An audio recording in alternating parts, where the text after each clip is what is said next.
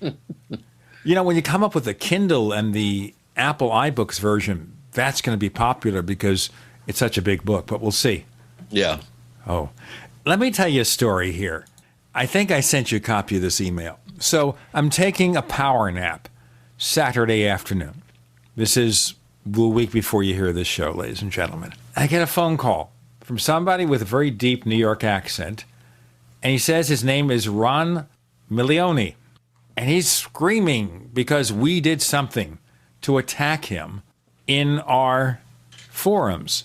And I say, Ron who? And he starts talking about Bill Burns. And it turns out a thread was posted about him in 2009, evidently involving his efforts, supposedly, to examine some rocks taken while on a visit to one of the UFO crash sites in New Mexico by Philip Mantle, British UFO researcher. And somehow he got involved in this, and there was an item at Frank Warren's UFO Chronicles way back when, in 2008, about what happened. So now we're in 2014, and now this guy, years after the fact, is calling me on the phone and demanding that we take down this thread of about 4 or 5 messages that nobody cared about. Then I get an email. You must have seen a copy of this, Chris. Yeah, people like this, I really don't know what to say, Gene. I think the guy has some serious issues. Let's put it that way. Well, the problem is here, let me just tell you what he said, because I will tell you that his email came from a U.S. Army Department of Defense email address, believe it or not. Well, I didn't notice that. Oh, yeah. And he says in all caps, please take this down. Then the link to the thread in the forum. And then in all caps, you will be charged, not charged, charged with U.S. federal criminal harassment, lowercase, if this is not removed within 48 hours, sir. And he sent me like 4 or 5 copies of that. Wow. So I think the feds are going to be knocking at my door any time now. It's still up there, huh? It's up there in a moderation mode. So it's sort of up there, but not up there. Because frankly, I don't care about what this is. The thing is here, if this guy has a problem, talk to Philip Mantle. Talk to Frank Warren. Yeah, what's he coming after you for? Just because people post their opinions on a thread on the site? Yeah, you're the one that gets all the grief and he comes after? I don't understand. I don't understand it either, because this thread was posted 4 years ago.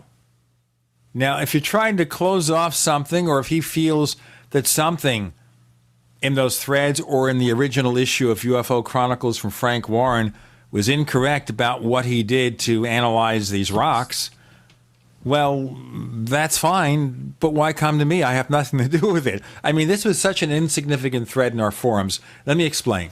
On the Paracast forums, we have between 175,000 and 180,000 messages. I'm serious. Because we've had this forum open for 8 years since the Paracast first started. So for me to know what's in a little topic thread of 5 messages posted 4 years ago, I'm sorry, I'm not that good.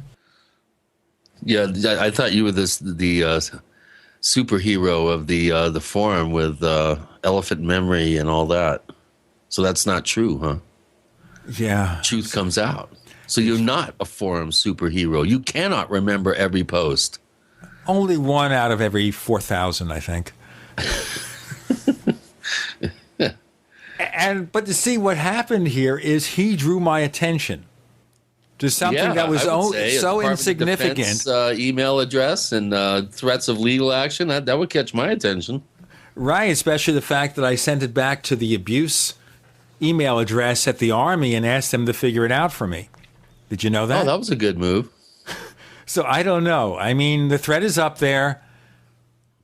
If anyone cares, now that we've drawn attention to it, now plenty of people will get up there and start looking. I did notice some comments on there that were not particularly flattering for this person from New York. And they spelled his name wrong. Oh, well, that's probably what. All right. You know, I mean, I get calls from people, telemarketing people, and they say, is this Mr. Jenny Steenberg? I say, there's no one named Jenny here, and I hang up the phone. Yeah. And they never get the message. Yeah. Speaking of messages, a couple of years back, we had a gentleman named Ryan Skinner as part of a Skinwalker Ranch roundtable, and we also featured the whistleblower Chip on that show. Right. This was one of our best received shows. It was just an amazing experience. I'm not an expert on Skinwalker, and I learned so much from this episode.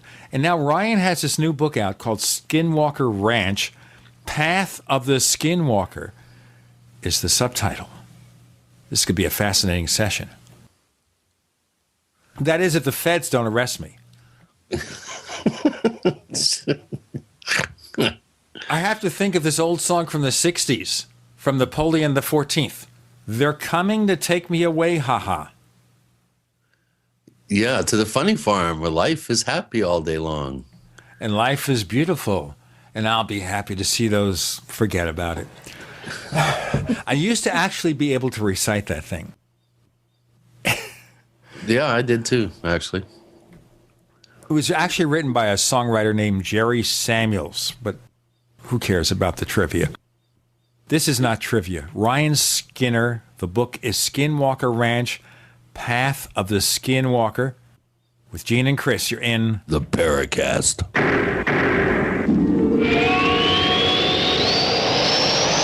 Neighbors, are you tired of dealing with a slow web hosting provider?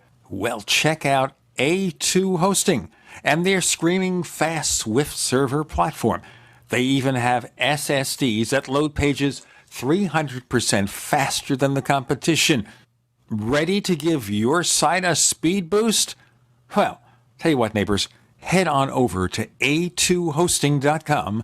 That's A2, that's number 2, a2hosting.com. Check out their Prime hosting account. And get this, neighbors, they're even giving you an exclusive 25% off discount for all our listeners. 25%. And remember, their Guru Crew support team is standing by 24/7, 365 days a year to answer any of your questions. Now, to get the discount, use the coupon code GENE when you check out. Quantitative easing, unemployment at depression levels, Europe financial system falling apart, China getting out of U.S. treasuries. At the end of 2008, the time of TARP, the national debt was at $11 trillion, gold trading around $850 per ounce. Close to 2012, the national debt exceeded $16.4 trillion, gold doubled to $1,600 per ounce. The $20 trillion threshold for the national debt is inevitable. Politicians in Washington have a ferocious appetite for spending and stimulus. What's worse, a printing press to finance. 100 years ago, we had a gold standard to limit this madness, but now you have to adopt your own gold standard. Don't be fooled with paper promises. Get Midas Resources 10 Reasons to Buy Gold free by calling 800-686-2237. Understanding the gold and silver market may be the only insurance you could have to avoiding the next economic crisis. Call 1-800-686-2237 and order your free copy. Again, that's 800-686-2237.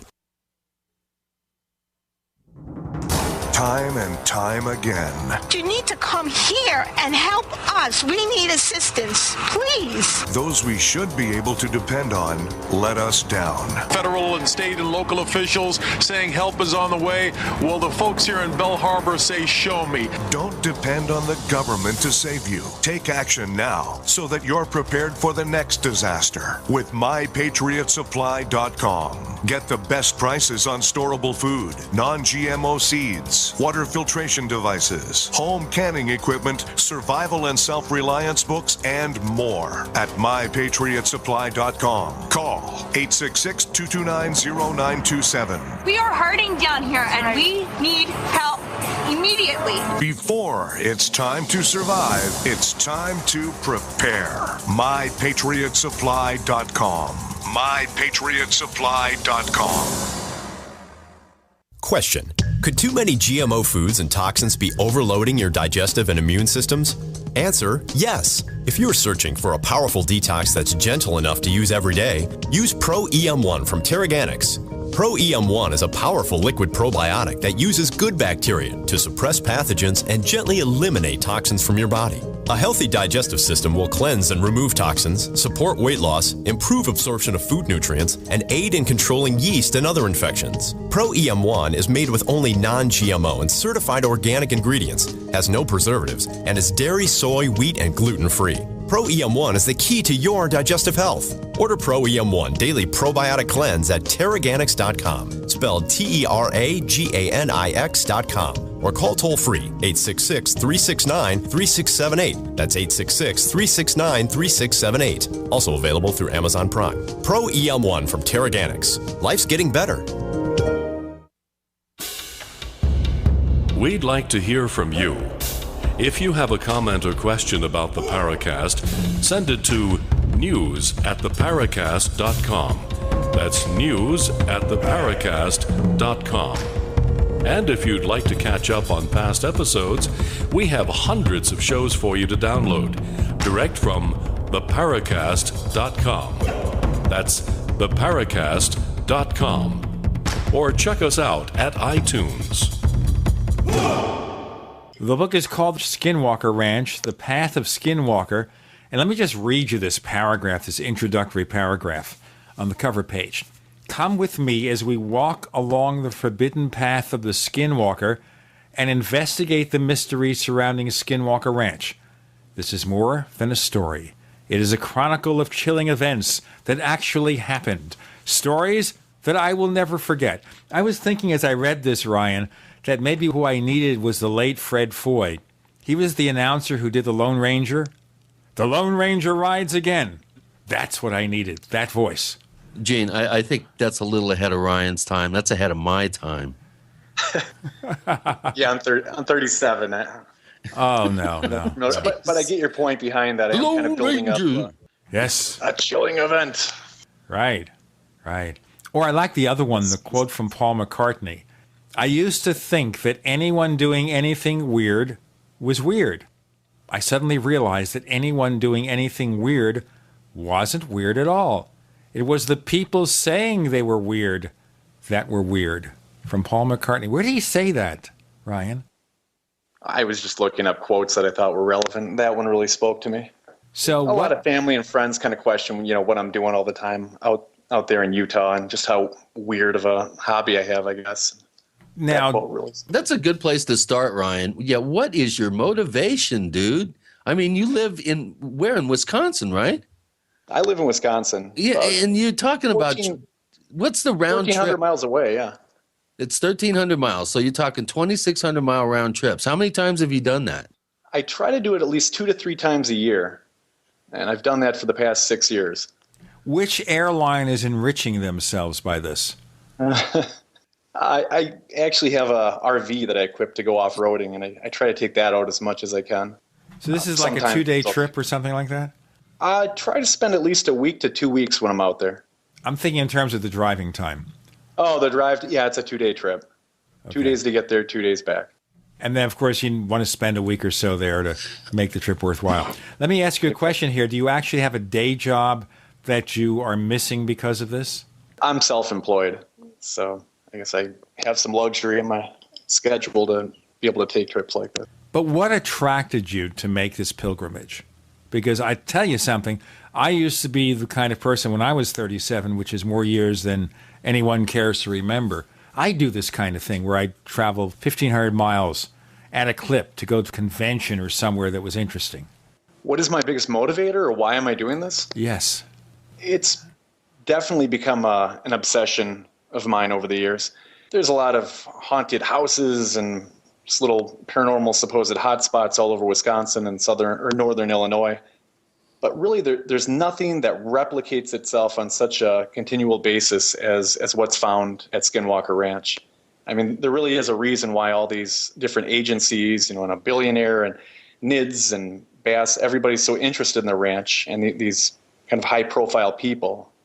They found a interest in that because they're able to study the phenomena. which almost goes against calling something paranormal in the first place, as it's supposed to exist outside of science's scrutinizing eyes. But we are able to test and experience the paranormal in that location. I can't do that anywhere out here. Okay, so what first got you to latch on to this mystery? Was it the book from George Knapp?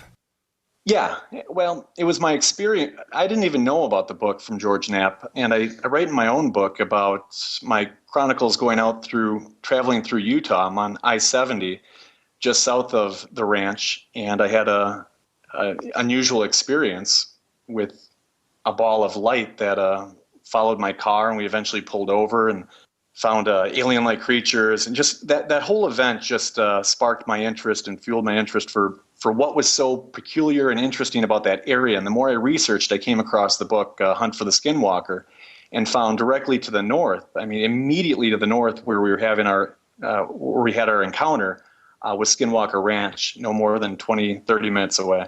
And from that point on, I became obsessed with the topic, tried to read as much as I could, and began a hunt of my own to try to find out where this location was. And I had to get out there and look for some answers to what had happened to us. Have you done any exploring south of there in the southern part of the Uinta Basin, down towards the border with Colorado, Baxter Pass, which goes right over the corner there of Utah into Colorado? Have you explored that area where the gas fields are and the oil rigs and stuff down there? By Cisco, Utah, is that what you're talking about? I'm not sure if it's by Cisco. It would be south of Bonanza. There's south of Bonanza, I believe. I would have to get a map out here. We'll continue talking while I look it up, and I'll tell you exactly.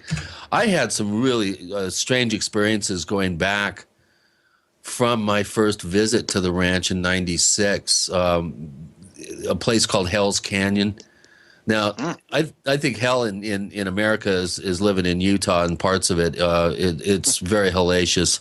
And imagine how hellacious it must be in Utah if you have to call a place Hell's Canyon. And I'll tell you, Hell's Hole actually is the name of the canyon. It is filled with probably hundreds of thousands of rattlesnakes. I've never heard the sound of just many thousands of rattlesnakes all going off at once. It was, I'm telling you, that was one of the more frightening experiences of my life, was hearing that sound. My brother was standing there outside of the truck in his bare feet, and he literally would not move. He made us pick him up by the elbows and take him into the truck.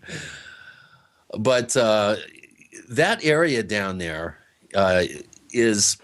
there's something wrong there. I agree. There's something full-heartedly agree with you. Very wrong. It makes the ranch look like paradise, and maybe some sort of Disneyland, compared to the feeling that I got just over the northern border of Colorado, at the corner, at the southeast corner of Utah.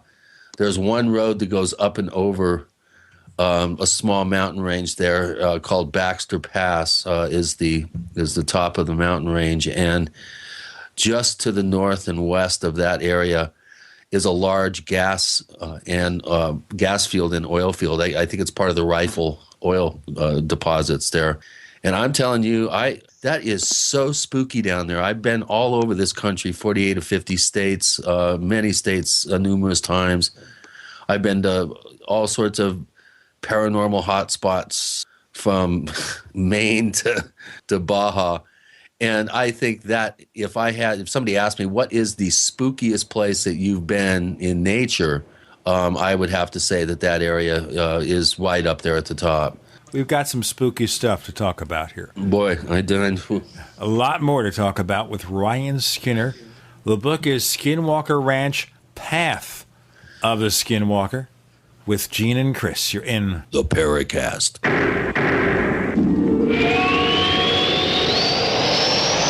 A little right, a little left, but always independent-minded. The Genesis Communications Network, GCN. If you want to get your website online and you need reliable service, first-class service at the lowest possible price, there's only one place to go. Well, DreamHost has a special promotion with our show where they'll offer you unlimited disk space, unlimited bandwidth, one-click web apps such as WordPress, 24/7 support. You can save over $55. You want to know how? Go to dreamhost.com/radio, dreamhost.com/radio. First came Attack of the Rockoids, and it was a critically acclaimed success. And now there is The Coming of the Protectors. A former military intelligence man is contacted by a space woman in a dream that turns out to be a nightmare because evil forces on her distant planet are planning to conquer the Earth. This is gripping science fiction of the classic kind. Attack of the Rockoids and The Coming of the Protectors. Find out more at rockoids.com. That's Rockoids, ROCKOIDS.com. To thank you for being a loyal listener, we have a limited time freebie offer for you. Claim your free heirloom tomato seeds, just pay shipping, right now at 123freeseeds.com. These aren't ordinary seeds. These are heirloom, non-genetically modified super seeds that are open pollinated and can be grown, harvested, and replanted endlessly. These survival seeds are actually more valuable than gold in a crisis. Go to 123freeseeds.com and you can get an airtight storage packet of 150 super seeds free while supplies last to say thank you for being a loyal listener. First come, first served. Just cover shipping. Go to 123freeseeds.com now to see if your free heirloom seeds are still available. That's 123freeseeds.com. Do you owe the IRS money that you can't pay? Are tax liens and levies ruining your life? Are you tired of being afraid just to go to the mailbox? If this describes you, then Dan Pilla can help. Hi, I'm Dan Pilla, and I've been solving tax problems for more than 30 years. In fact, I wrote the book that made it possible to negotiate settlements with the IRS, and I've helped thousands of people do exactly that. Call now at 800-346-6829 to learn how I can help you. You know your IRS debt will not go away by itself, but you don't have to live in fear anymore. New changes to IRS policies will help more people than ever before eliminate their debts once and for all. There's no need for you to suffer another day with IRS debt. Call 800-346-6829. I can help you eliminate wage and bank levies, release tax liens, and negotiate a settlement with the IRS that will put your tax nightmare behind you forever. Call 800-34-NO-TAX or go to my website, taxhelponline.com. That's taxhelponline.com.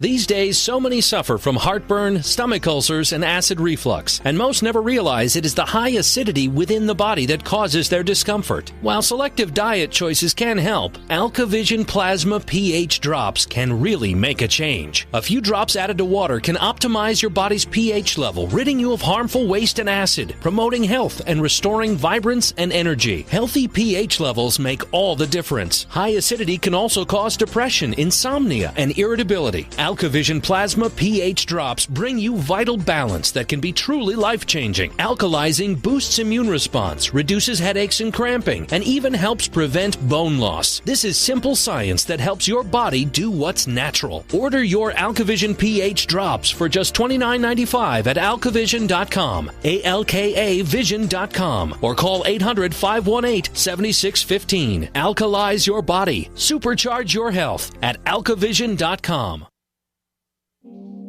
Hi, this is Don Ecker, and you are tuned into the Paracast. Let me tell you what, you're going to hear stuff here that you probably won't hear anywhere else. Hear that, George Snorri? Now, Chris is going to, as we progress with the show, adopt his best Skinwalker voice. Right now, he's just playing it down the middle, but you just watch. Okay. Ryan Skinner joins us, and we're having a fascinating discussion about all the strange things we find around this country. And as you say, going near Skinwalker Ranch, Ryan, a lot more strange than the stuff up in Wisconsin, and Wisconsin can have some pretty strange events. We have the Bray Road Beast that's about 20 minutes from my house here, and that's a werewolf-like creature. Oh, yes, werewolves. I was just watching the other day, they've got I think, 2 different werewolf shows on the Sci-Fi Channel now. They've got Being Human, which is the one about the werewolf, the vampire, and the ghost. And they've got another one, Bitten, where this woman who used to play Supergirl on TV, by the way, in the TV series Smallville, now she's bitten by a werewolf and becomes a werewolf. And then they've got a show called Lost Girl, where one of the characters becomes a werewolf. So they're always big werewolves, aren't they? Definitely captivated the American public's interest lately.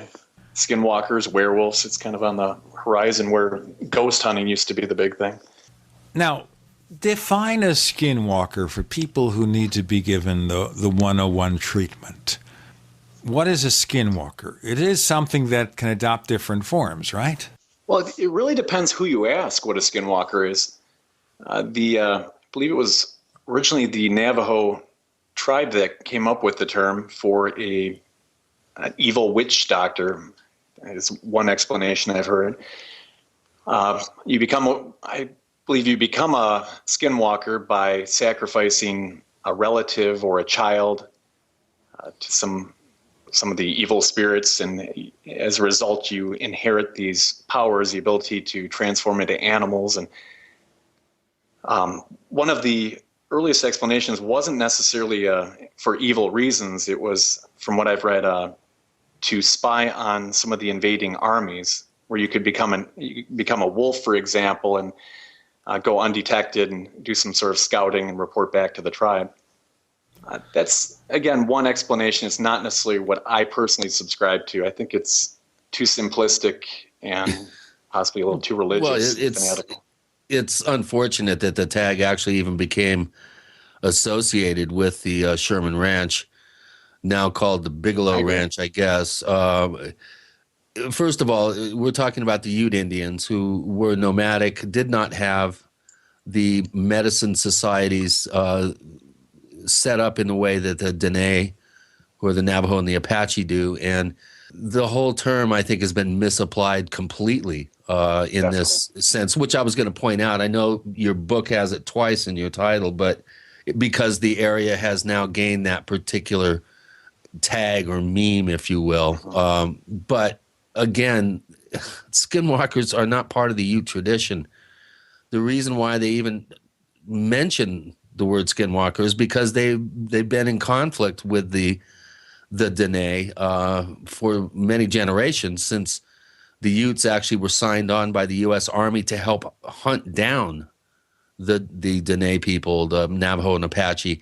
And there's been animosity ever since. And some of the Utes several generations ago felt that the Dene were sending skinwalkers to harass them because of their association with the U.S. Army. So, first of all, the area does not have a tradition of skinwalkers, being residents or being, a local phenomenon. This is something that would be sent to harass them, if anything. And it's unfortunate that I think Kelleher and Knapp even came up with that term in relation to the ranch. As you said, Ryan, it's it's almost peripheral to this, and it's a very it's no way that this term or this type of black magician, if you will, could be behind what we're seeing there. I completely agree with that. When was your first trip there? And describe some of your early forays to the area, because we're now going back to 2007, I believe, right? 2008. Yeah. 2007, 2008 was my first trip out there. I went out there with another investigator, kind of a local to the area, because I didn't know the area that well. And honestly, at that time, the location of the ranch itself really wasn't popularized, and most people didn't know where it was.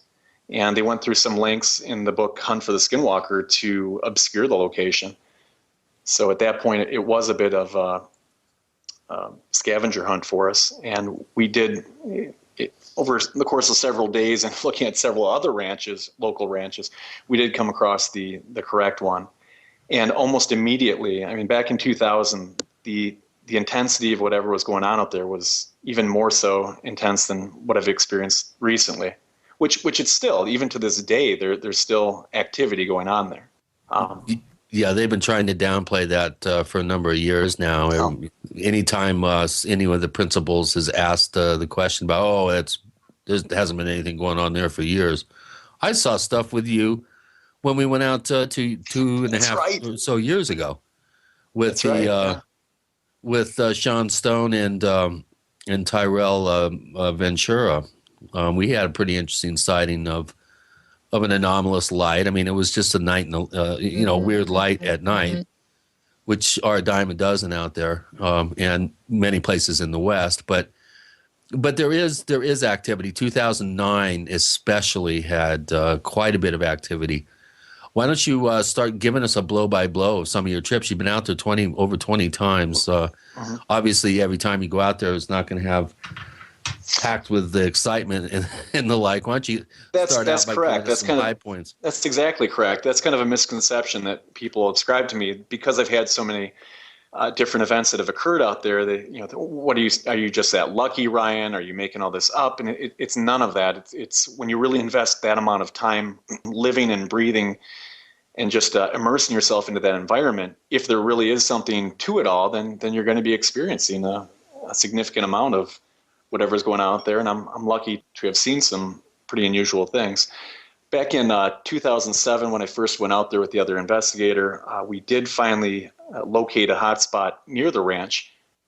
From this location, I guess what immediately surprised me is we planned to then trek through the desert to reach the ranch itself. But it's really not where this phenomena is. It's not just on the ranch. It's in the entire basin. And really, the ranch itself is just a path. That's kind of why I called the book Path of the Skinwalker. It's just a path where these events occur. On that first night, as we were unpacking our car and the sun had gone down, the moon started to come up, right after we arrived, suddenly we heard it sounded like a robotic voice over the hilltop right next to our campsite. And going into this, our paranoia was being arrested by the local Bureau of Indian Affairs, which is the local tribal police. They don't have traditional police in that area. It's a tribal community or a reservation. So we discussed this over and over, and I almost wonder if there's a ability for the intelligence out there to almost latch on to what your fears are and to manifest as that fear. Because as we started hearing this robotic voice, it was barking out commands. Suddenly, these red, white, and blue lights sprung alive in the desert, and it appeared like a police car had somehow driven out. I mean, it takes 4x4 vehicles to get the location where we're at, and suddenly, right next to us were these red, white, and blue lights. A bullhorn was screaming orders at us. We were just horrified, and I guess a little surprised at our ineptness to be elusive to the authorities. I mean, we were caught already, is the conclusion we came to. The problem is, whatever these orders were, it wasn't spoken in English. And the voice itself, I mean, like a computer robotic kind of voice. After about 10 minutes, I'd say maybe 5 minutes of this going on, the lights eventually extinguished. Okay, let's stop it there and get to our next segment, because I want to know more about what happened after the lights extinguished. Ryan Skinner joins Gene and Chris. You're in the Paracast.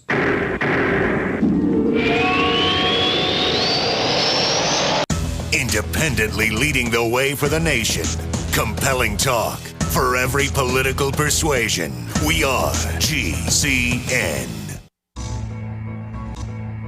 Is there a secret UFO agenda? Do strange creatures from the darkest corners of the mind roam the earth? Is there evidence for mind control, time travel, or devious government conspiracies? Find out the inside scoop on the latest conspiracies, paranormal activity, and Freudian phenomena when you subscribe to Tim Beckley's Conspiracy Journal. It's jam-packed with stories, special book and DVD promotions, and the best news, it's absolutely free, sent right to your mailbox. Plus, a bonus free email newsletter sent out every Friday.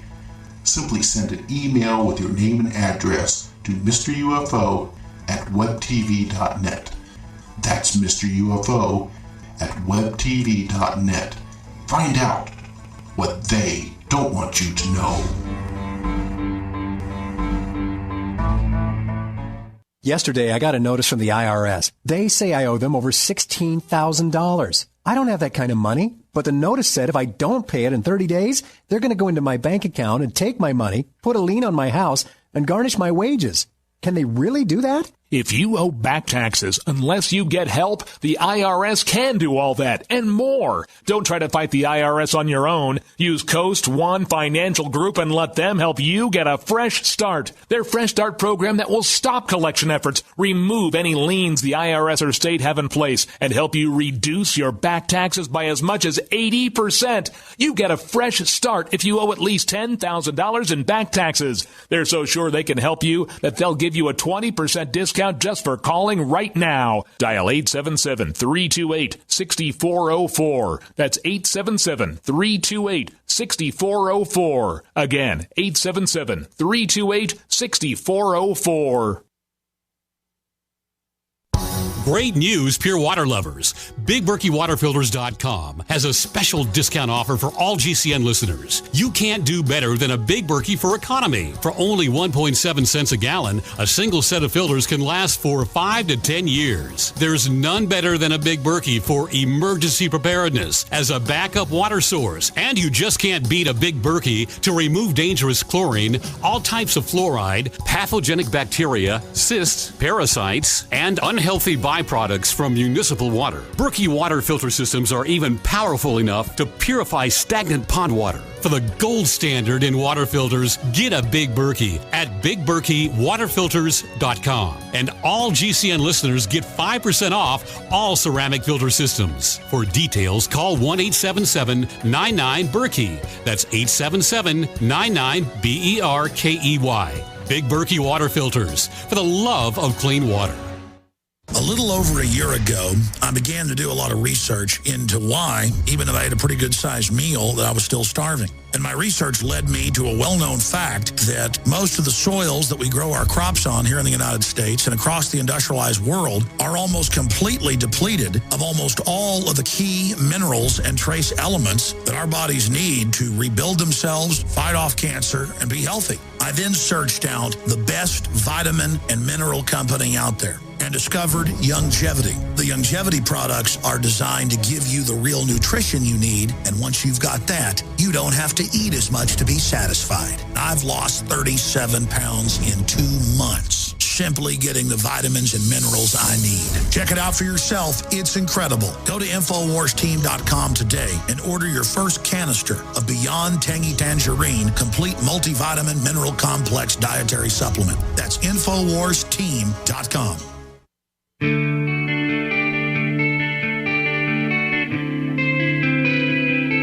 This is Jerome Clark, author of the UFO Encyclopedia and other books. You're listening to the Paracast. I'm resisting the temptation, Ryan Skinner, to use a robotic voice. That does not. You have one of those? Oh, I can. Something like that. I have a million of them, but I think they're all too cliche-like. All right, so I got the gendarmes are coming after you here. The locals are coming after you. The lights extinguish. What happens next? Well, I mean, that's what's going on in our mind. We don't immediately jump to the paranormal. You know, we're not even at the ranch. So that's kind of the last thing on our radar is that the phenomenon is already interacting with us moments after arriving. We're just lying on the ground. We have nowhere to run. The only way to get into this place, it's about 2 miles to a pretty treacherous road to get to where we're at, to our campsite. Without a house around, I'm deep in the desert. There's no way to turn around and go back because where its lightest position is exactly on the road coming in. The lights go off. There's no more orders spoken. We don't hear a car engine idling, nothing, just the desert silence. Eventually we get brave enough to trek over to the hilltop and to peer over the other side. I mean, fully awaiting to be arrested or lectured or whatever is going to whatever our fate may be. And on the other side of this hill, which is no more than, I'd say 200 feet away, there's nothing there. There's not even tire tracks on the ground. And we're talking about a desert ground where, you know, your footsteps, every footstep you take, you can see the imprints of your feet or car tires or anything. There's nothing there. Now, just to backtrack a little bit, on these trips, you were going there with your fiance, right? No, that's the initial trip, what initially got me interested. Like Chris was talking about, that same area of that Four Corners area, I guess right between southeastern Utah and southwestern Colorado is where the event initially started. As we were driving actually to Las Vegas, nothing to do with Utah or Skinwalkers or Bigelow's Ranch. So she at this point, after the event, whatever happened with me and her, that really kind of traumatized her in a lot of ways. And the two of us we went two different directions with our life almost. I mean, I became obsessed with finding out what had happened, whereas she wanted nothing to do with the topic. I mean, she wanted to bury the memories as completely as she could. Is that her current position? She didn't go with me. I went alone. Is that her current position? Stay away from it? It's definitely her current position. She wants nothing to do with the topic. So how does she react to your constant interest and maybe your obsession with this? Just a silly hobby now or what?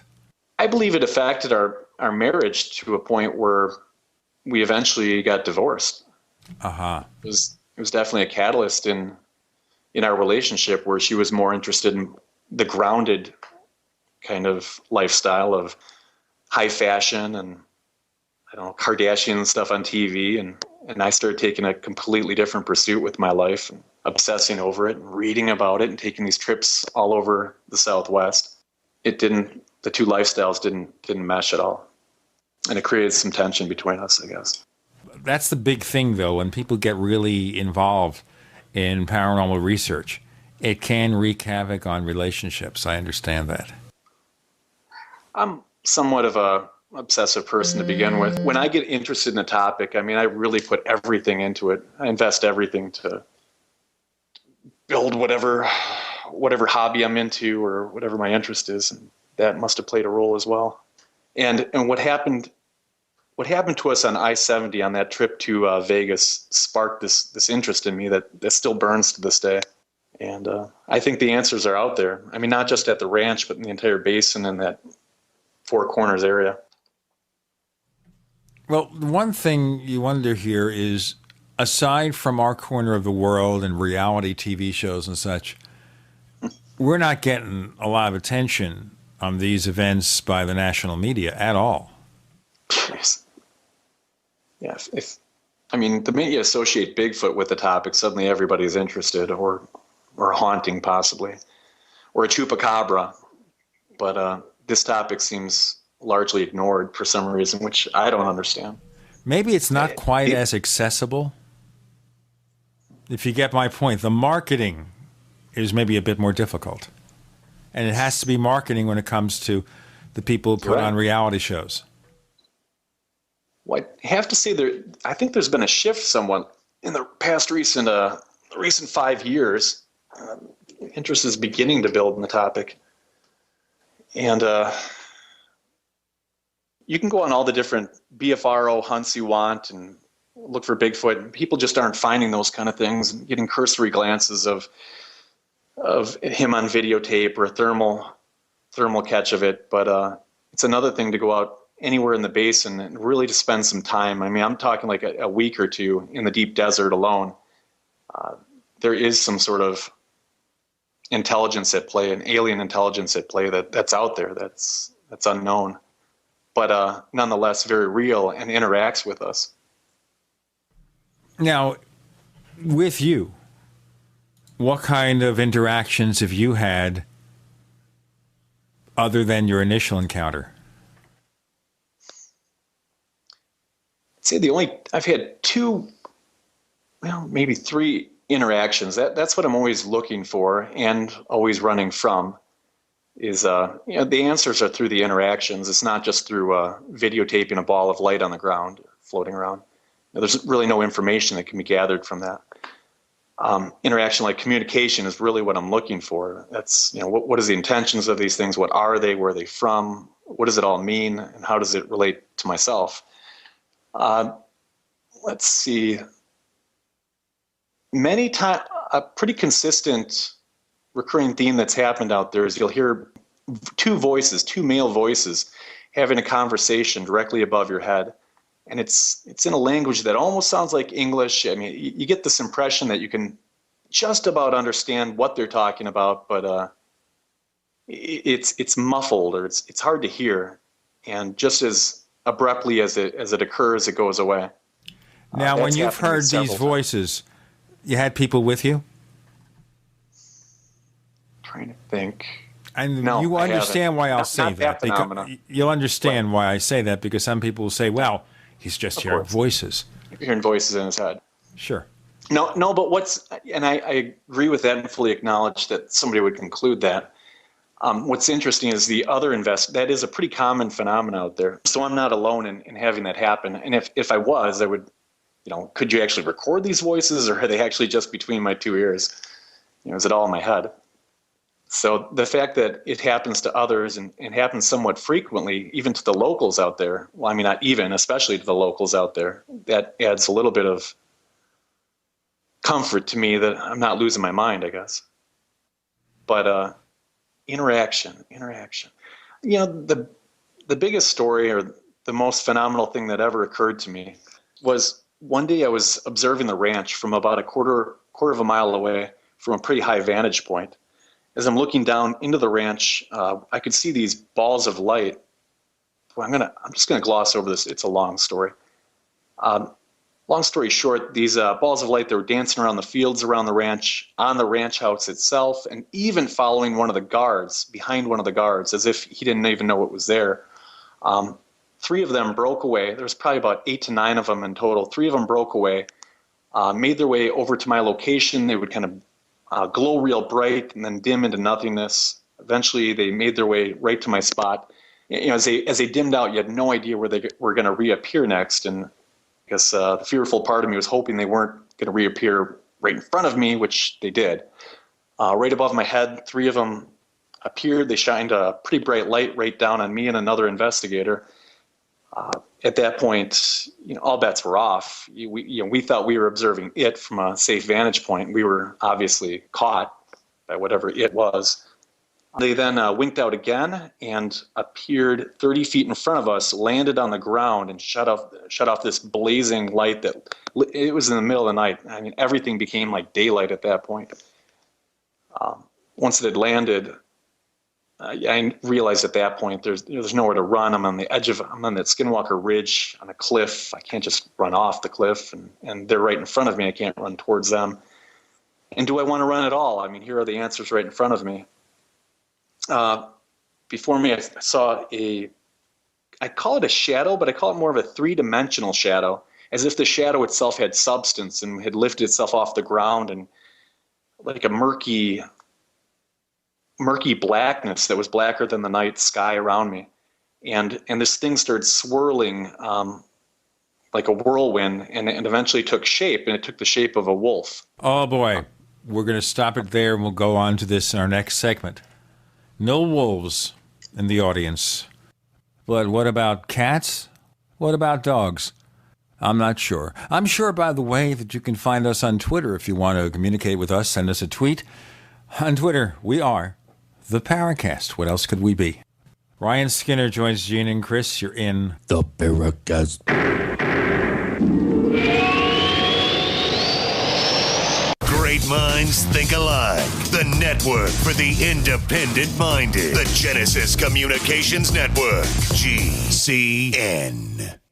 Hi, this is Ted Anderson. If you'd like to listen to GCN programs on the go, I have great news. GCN has created a Droid and iPhone application, and it's free. Just as easy as going to GCNlive.com, click on the banner, and download. Before you know it, you'll be listening to your favorite hard-hitting GCN shows, live or on demand, right on your Droid or iPhone, 24/7 and on the go. So download the Droid and iPhone app free by clicking on the banner at GCNlive.com. Thanks again for listening to GCNlive.com. Again, that's GCNlive.com. We the people grow cotton, weave fabric, engrave ink, embed strips and fibers to protect from counterfeit, then carting to a private bank, having it led back at interest, forcing taxes to service debt. This capitalism, or was Jefferson correct when stating a central bank issuing the public currency is a greater menace to the liberties of the people than a standing army? Ted Anderson, I'm placing a free silver dollar in a book that explains our monetary system. Call for your copy, 800-686-2237. It's time to understand the system. Call 800-686-2237. That's 800-686-2237.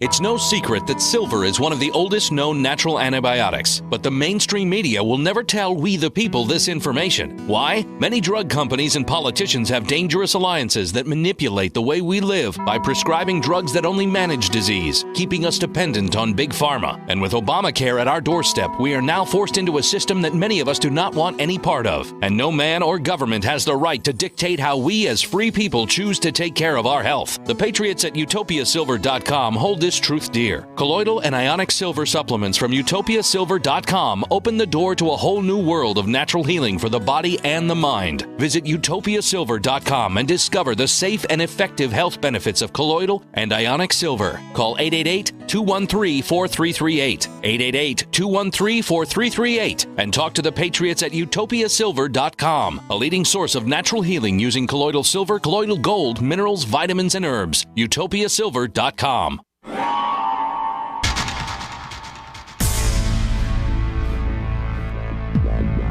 Welcome back to the Paracast, the gold standard of paranormal radio. And now, here's Gene Steinberg.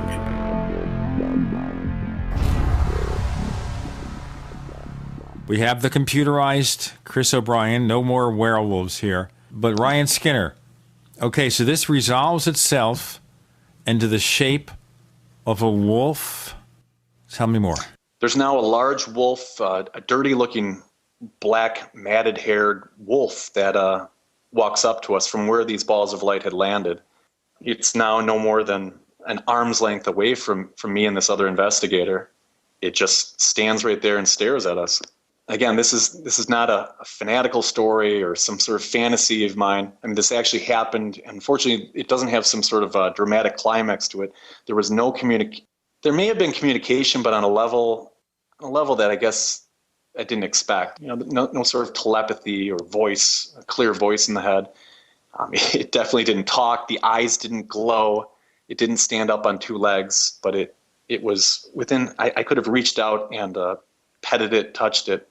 It was just right there, and it sat there for 5 minutes, just staring at us directly in the eye, and we didn't know what to do. You know, we're just frozen like statues. I mean, I don't know if I was frozen because it did something to me to freeze me, or if it was just the shock of the moment, not knowing to run. No, this was a normal sized wolf, not the oversized kind of spectral wolves that Terry and Gwen and their son reported. Again, this is a real story. So I'm not. And all my stories are real. They might sound like they're fiction. And as I'm reading the book, I kept thinking, like, Jesus, it's sounding like fiction, but this actually happened. This was, I'd say, a normal-sized wolf. This was not some sort of, the size of a car behemoth right in front of me. The unique thing about it, though, it did have a long, bushy tail that was dragging behind it. And just its demeanor was unique. This was not a dog. I guess I'm not a wolf expert, but it was not someone's pet or something. And it stared us directly in the eyes for a good 5 minutes, and then stood up, turned around, walked behind a nearby rock and vanished. We walked up to the rock and looked for it. There was nothing there. Did it make any sound? Did it growl at you or something? It didn't growl. I'm really trying to relive the moment. It didn't. There was no hostility in it. At the same time, it wasn't nudging its head against the side of my leg, I think, like the story in the Sherman book. No, indifferent. Absolutely, it gave a look of indifference, as if it was more analyzing us than we were of it, as if it knew exactly what we were, but we were in shock of whatever it was. Was it larger or smaller than what you'd envision a wolf to be? I guess it's exactly the size I would imagine a wolf to be. Possibly, it was just dirtier than what I expected. Kind of I guess, I don't know how clean wolves are, but this thing, in the book, it does bring up an interesting detail. In the book, Hunt for the Skinwalker, they do talk about that, the bulletproof wolf, and they talk about shooting it, and a hunk of flesh flies off the wolf and falls on the ground. And I think they go up to that piece of flesh, and they said it smelled like rotting, or it appeared like rotting flesh. So I don't know if this was a zombie wolf, but that description might hold some weight. It had no smell to it as well, unfortunately. It didn't smell like sulfur, ozone, or anything unique. But I was in such a state of shock at that point that I was just hyper fixated on. Had you read the book, the Knapp and Kelleher book at this point? So you were aware of the wolf connection? Yes. Yes. So I knew whipping out exactly that this a was 38 or a 357 Magnum didn't enter your mind because you figured if this thing appeared, out of thin air, that firing at it would probably just ticked it off or something? I remember my thought process at the time, and kind of it surprises me a little bit. My thought process was I wanted to reach out and actually kick it, hit it, kick it, get it, get it out of there. And I kept something else suppressed that immediately. I mean, this threat is right in front of your face, and it's not going away. So I guess that might have been my instinctual reaction to it. Did you ever fear for a moment this thing would attack you? Yes. Yeah, I did. And you didn't want to be wolf meat. Well, we really didn't have any weapons. We didn't have a gun on us, or I think we might have had a pocket knife or something. But if it wanted to attack, we were pretty bare at that time, and we would have been wolf meat. Did you feel any urge then to maybe arm yourself on future occasions, or just you were satisfied that this creature, whatever it was, wasn't interested in doing anything nasty? Correct. That was, I just, again, I give you, people, when you're in the moment of something, and when you're experiencing the unknown, you immediately, or at least I do, I revert to instinctual reactions on how best to overcome the obstacle in front of me. And that's either to fight or flight. And flight wasn't an option because I'm standing with my back to the edge of a cliff. And luckily, I don't know. So you were up on the ridge overlooking the ranch, to the north of the ranch boundary then. I'm trying to get a better sense of where you were actually located. They call it Werewolf Ridge. It's the one part of the ridge that kind of juts out a little bit onto the field. Right. Gives a real good view into the ranch house. Now, just thinking here, you were frightened enough you could have gone back too far and fallen. Well, that's why it eliminated of the two options, the fight or flight. It eliminated the flight part because I had nowhere to run. It would have fallen off the edge of the cliff, and Chris is pretty familiar with that area. It would have been a good fall. No, you don't want to go off the edge of that particular rock formation there. That's pretty high up. It's about 30 or 40 feet to the next level, but probably even more at that point. Well, we do have a lot of new listeners each week, Ryan, on the show, and obviously we're going with the assumption that folks are familiar with this case, but perhaps you can give us a quick backgrounder on the case. I've been linked to the case whether I like it or not because I was the first investigator that ever went up there, to my knowledge, from outside of the local area there. In 1996, and of course the Shermans were featured in a series of Deseret News articles written by Zach Van Eck in late, it was early July, I believe, 96, that put national attention on the case. Robert Bigelow, I actually gave Terry Robert Bigelow's phone number and also Lawrence Rockefeller's phone number because he wanted to get out of there and he wanted to sell the ranch and get his family out of there because he was in fear for their safety. And before he could even make those calls, I think it was that night or the following day, Bigelow had heard about had read the article. Somebody had forwarded it to him, and he had obtained Terry's number and called him and said he wanted to discuss with him the case. And Terry said, "That's funny that you should call. I'm trying to sell this place, and an investigator was up here, and he gave me your number." Which I've always found kind of curious that Bigelow should jump all over that particular article within a day or two, if I remember correctly, of it being released in Utah. But let's go ahead and mention that the ranch is still under secure conditions. There are ex-military types patrolling the ranch. No one is allowed on the ranch pretty much for any reason. other than sanctioned Bigelow Aerospace personnel. And why don't you give us a backgrounder on Kelleher and Knapp's book that came out when, I think in 2004, or was it 2005? I'm not sure. I believe it's 2004. What would you like to know? Well, I want just give some of our first-time listeners and people that may not be familiar with the case, just give them a quick thumbnail sketch of the case. Let's do this here. We're about to break. So when we come back after a few brief announcements, Ryan Skinner, let's have you give the basics of the case, spend much of the segment going over this, so as we go on, all our listeners are on the same page. How's that? Ryan Skinner joins us with Gene and Chris. You're in the Paracast.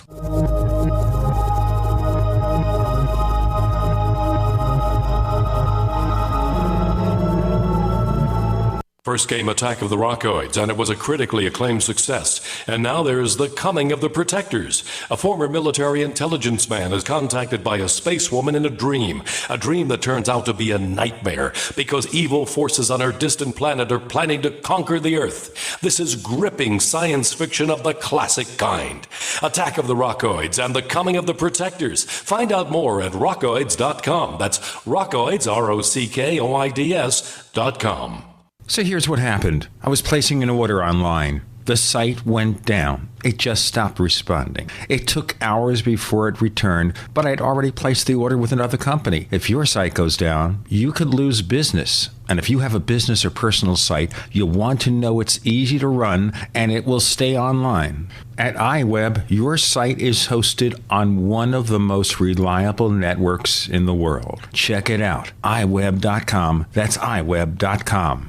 Do you know how much the dollar has lost in its value against other currencies in the last 90 days? Ever think about how inflation will change your life, your savings, your retirement plans? Remember inflation in Zimbabwe, Argentina, the Weimar Republic? Put another way, who cares if your investments go up 10%, but you lose 40% of your purchasing power? Gold is the only monetary asset as no one else's liability. Gold still buys the same amount of stuff it always did.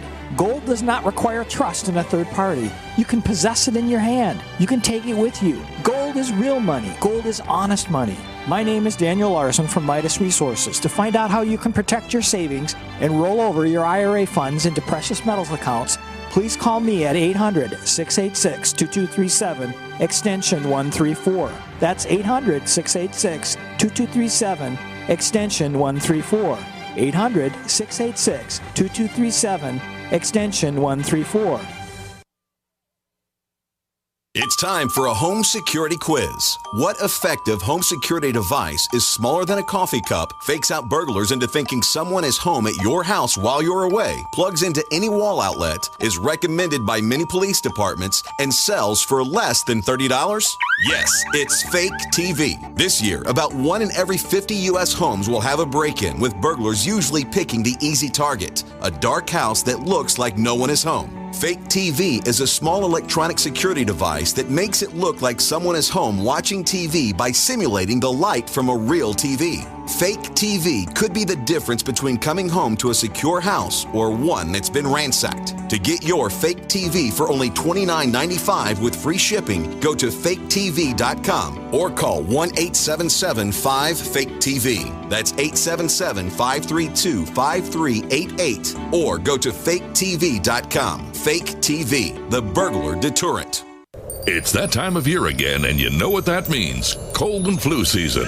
But don't worry, herbalhealer.com has you and your loved ones covered with our safe and natural products. Cold and flu fighters like beta-glucans, olive leaf antiviral capsules, grapefruit seed extract, HHA 4-herb capsules, elderberry power, and respirate. And don't forget about oregacillin for the lungs, normally $34.95, on sale now for only $25. Vitamin D3 120-count soft gels, only $9. Whole body and homeopathic detoxes for the lungs, kidneys, liver, lymph, and brain, normally $26.95, now just $20. Herbalhealer.com also offers correspondence courses to teach you how to handle your health naturally. And as always, new customers get a free 128-page catalog with your order. Visit herbalhealer.com and click the Winter Specials button to save on our natural cold and flu-fighting products. herbalhealer.com, healing the world with nature, one person at a time, since 1988. We'd like to hear from you. If you have a comment or question about the Paracast, send it to news@theparacast.com. That's news@theparacast.com. And don't forget to visit our famous Paracast community forums at forum.theparacast.com. He's author of Skinwalker Ranch, Path of the Skinwalker. Chris asked a question to kind of explain a little bit more background for our new listeners. Go ahead, please. Well, the book is perhaps the number one most inspirational book or fascinating book I've read about the paranormal. And what always interested me is that we have a location where a billionaire purchased, or at that time I think he still is a billionaire, purchased this ranch, this haunted ranch where these owners were terrorized by all this different paranormal phenomena that had occurred to them. They sought help by placing an article, I believe. It's such a long synopsis. They placed an article. A reporter came out and interviewed them, and they were just kind of seeking help from the public or talking about their tale. Bigelow, the billionaire who owns the Bigelow Suites out of Vegas, was interested in acquiring the ranch out there. He did acquire it. I think he kept Terry Sherman on as a proprietor on the ranch. And he brought his team of experts, known at that time as NIDS, onto the ranch to research the phenomena out there. And back then, a lot of the research was published for public dissemination. And they had some fascinating, one of the most fascinating tales I've ever read in any paranormal literature about the various events that had occurred to that research team, from Bigfoot sightings to balls of light to portals opening up on the ranch. Really, the whole paranormal gambit seemed to have occurred out there, and werewolves, and even an intelligence that I think possessed one of the researchers.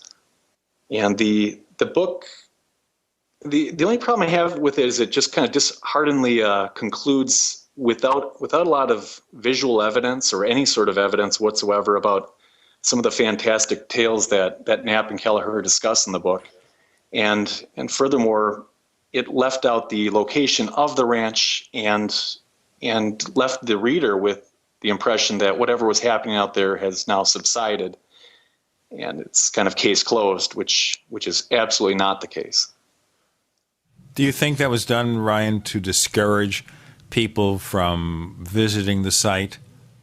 Definitely, absolutely. I think the book actually was a form of public relations and trying to give people, so many people became interested in the case so quickly that the case gained so much notoriety because of the very sensational events that were reported going on there. Knapp had released a couple of newspaper articles. I had referred to it. David Perkins wrote an article called "The Ranch from Hell" that got quite a bit of notoriety. And so people really became interested in the case, and I think the book was sanctioned and allowed to be written by Bigelow because Kelleher and Knapp had to get his permission on some level to write the book, because at the time I believe Colm Kelleher was the managing director for the National Institute for Discovery Sciences, which is the acronym NIDS, and I think the book was written to kind of give people the information in a form that would then satisfy everybody, but it had the opposite effect. It turned the ranch into a magnet for people like you and others who went to the ranch to observe some of the phenomena that go on in the region. As you pointed out at the beginning of the top of the show here, this seems to be a central point of a lot of activity, but there's been many reports of cattle mutilations, UFO sightings. Frank Salisbury, a science teacher in the area, wrote a book with Junior Hicks, a local investigator, called The Great Utah UFO Display, which talked about the area in the 60s, 70s. The tons of activity go on in that Uinta Basin area, but the book did have that opposite effect of attracting attention to the ranch. And as a result, it had a kind of a backlash effect. And as a result of that, Bigelow had to secure the ranch with armed personnel. And, some of the stories that have come out from people like yourself, you being one of the most dogged and determined investigators who spent probably as much time as anybody up there that's not part of the NIDS team. You've actually befriended people that have worked on the ranch. I don't know how much you want to get into to your first appearance on the Paracast with David Weatherly, another investigator who spent time up there, and a gentleman that we kind of pseudonymed Chip, who was a security person there and violated his non-disclosure agreement that everybody who is involved with the ranch for Bigelow has to sign an NDA, and they're disallowed to talk about anything about the ranch. And he has come forward. We've had a couple of questions on our question thread at forum.theparacast.com asking, how reliable do we think this Chip character was? And I remember a couple of years ago on the show when this question came up, I assured people that he came with impeccable documentation and credentials, shall we say, that proved to me that he was who he said he was. But this whole thing has kind of got a life of its own, and your book is the first real look at some of the attendant activity that has gone on around the ranch by people, investigators such as yourself, and some of the just incredible experiences that you've had, not even on the ranch, but outside of the ranch. And, you and I, as I mentioned before, did share one with a film crew when we were up there. But let's continue. Now that we've given people kind of a bit of a background, we must stress that when we talk about a team of experts, these are, credentialed, scientists with doctorates in physics and various scientific disciplines, veterinary pathologists investigating the many cattle mutilation reports in the area, for instance. And so these are in my estimation, you could almost call them world-class scientists who are having these types of experiences, which were life-changing for a number of them. So let's go through again. Let's continue back on our narrative about some of the events that you talk about in your book, Path of the Skinwalker, and let's kind of give people a sense of what it's like to be in the area, sleuthing around there, with the threat of being eaten by wolves and arrested by voices in different languages and flashing lights and this reflective quality that seems to attract the type of phenomenon that you are in fear of or you're even expecting. There is a certain reflective quality I see in these reports of yours. And before we actually get into that, we have to do our break. So let me tell our listeners that we have Ryan Skinner. The book is called Skinwalker Ranch, Path of the Skinwalker. And we're going way beyond that very politically correct book from Kelleher and Knapp called Hunt for the Skinwalker. This takes it to the next level. With Gene and Chris, you're in the Paracast.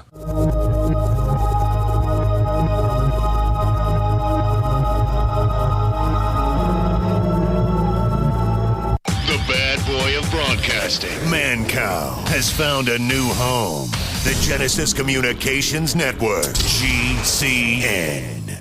Graphic Converter is the image manipulation tool for the rest of us. It does not use any database. You get full control of all your files. Want to view the images of a folder? Drag it into Graphic Converter and a powerful browser opens up to show your image files. You could use it for slideshows. You could use it to import images from digital cameras or from scanners. Need to do some image editing? You can do that too in Graphic Converter. Also print catalogs. Convert from so many formats, I can't even list them. Download now to see if Graphic Converter is good for you, like 1.5 million other users. Guess what? You could save money when you buy Graphic Converter. Use the coupon code Night Owl. Use the coupon code Night Owl to get a special price for Graphic Converter. Go to lemkesoft.com. That's LEMKE soft.com. lemkesoft.com.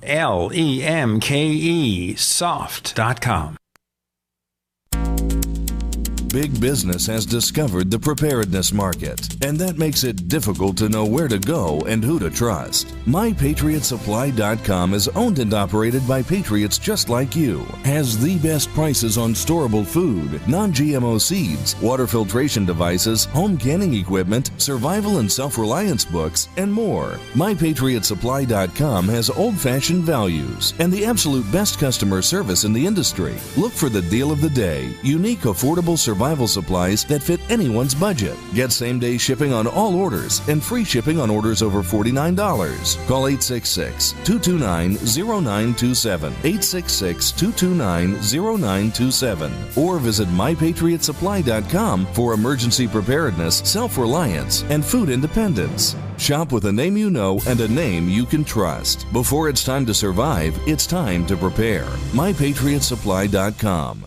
We all know that Berkey Water Purification Systems are the most trusted name in water filtration. As an authorized Berkey dealer for over 6 years and serving thousands of satisfied customers, the Berkey Guy offers amazing specials for Berkey Water Filtration Systems. The Berkey Light Systems include a set of self-sterilizing and recleanable black purification elements that purify water by removing chlorine, pathogenic bacteria, cysts, and parasites to non-detectable levels and remove harmful chemicals such as herbicides and pesticides. Order the Berkey Light System today, complete with 2 black Berkey elements for only $231, and the Berkey Guy will ship your order free of charge. With the purchase of a Berkey Light, the Berkey Guy is also offering a set of fluoride and arsenic filters for only $39.99. That's over 30% off the retail price. Call the Berkey Guy at 1-877-886-3653. That's 1-877-886-3653. Or order online at GoBerkey.com. That's GoBerkey.com today. It's no secret that silver is one of the oldest known natural antibiotics, but the mainstream media will never tell we the people this information. Why? Many drug companies and politicians have dangerous alliances that manipulate the way we live by prescribing drugs that only manage disease, keeping us dependent on big pharma. And with Obamacare at our doorstep, we are now forced into a system that many of us do not want any part of. And no man or government has the right to dictate how we as free people choose to take care of our health. The patriots at utopiasilver.com hold this truth dear. Colloidal and ionic silver supplements from utopiasilver.com open the door to a whole new world of natural healing for the body and the mind. Visit utopiasilver.com and discover the safe and effective health benefits of colloidal and ionic silver. Call 888-213-4338, 888-213-4338, and talk to the patriots at utopiasilver.com, a leading source of natural healing using colloidal silver, colloidal gold, minerals, vitamins, and herbs. utopiasilver.com. Hi, this is Nick Pope. You're listening to the Paracast. Politically correct. That's one of the issues, I guess, that bothered me with their presentation, that they're trying to be so protective of Bob Bigelow and his concerns that maybe not all the information was being fully presented. You go for that, Chris and Ryan? Yeah, definitely. Only 4 people, I think, I counted in the book were actually named. Everybody else has pseudonyms, including the Shermans, who are called the Gormans in the book. There's no photographs. There's no actual data.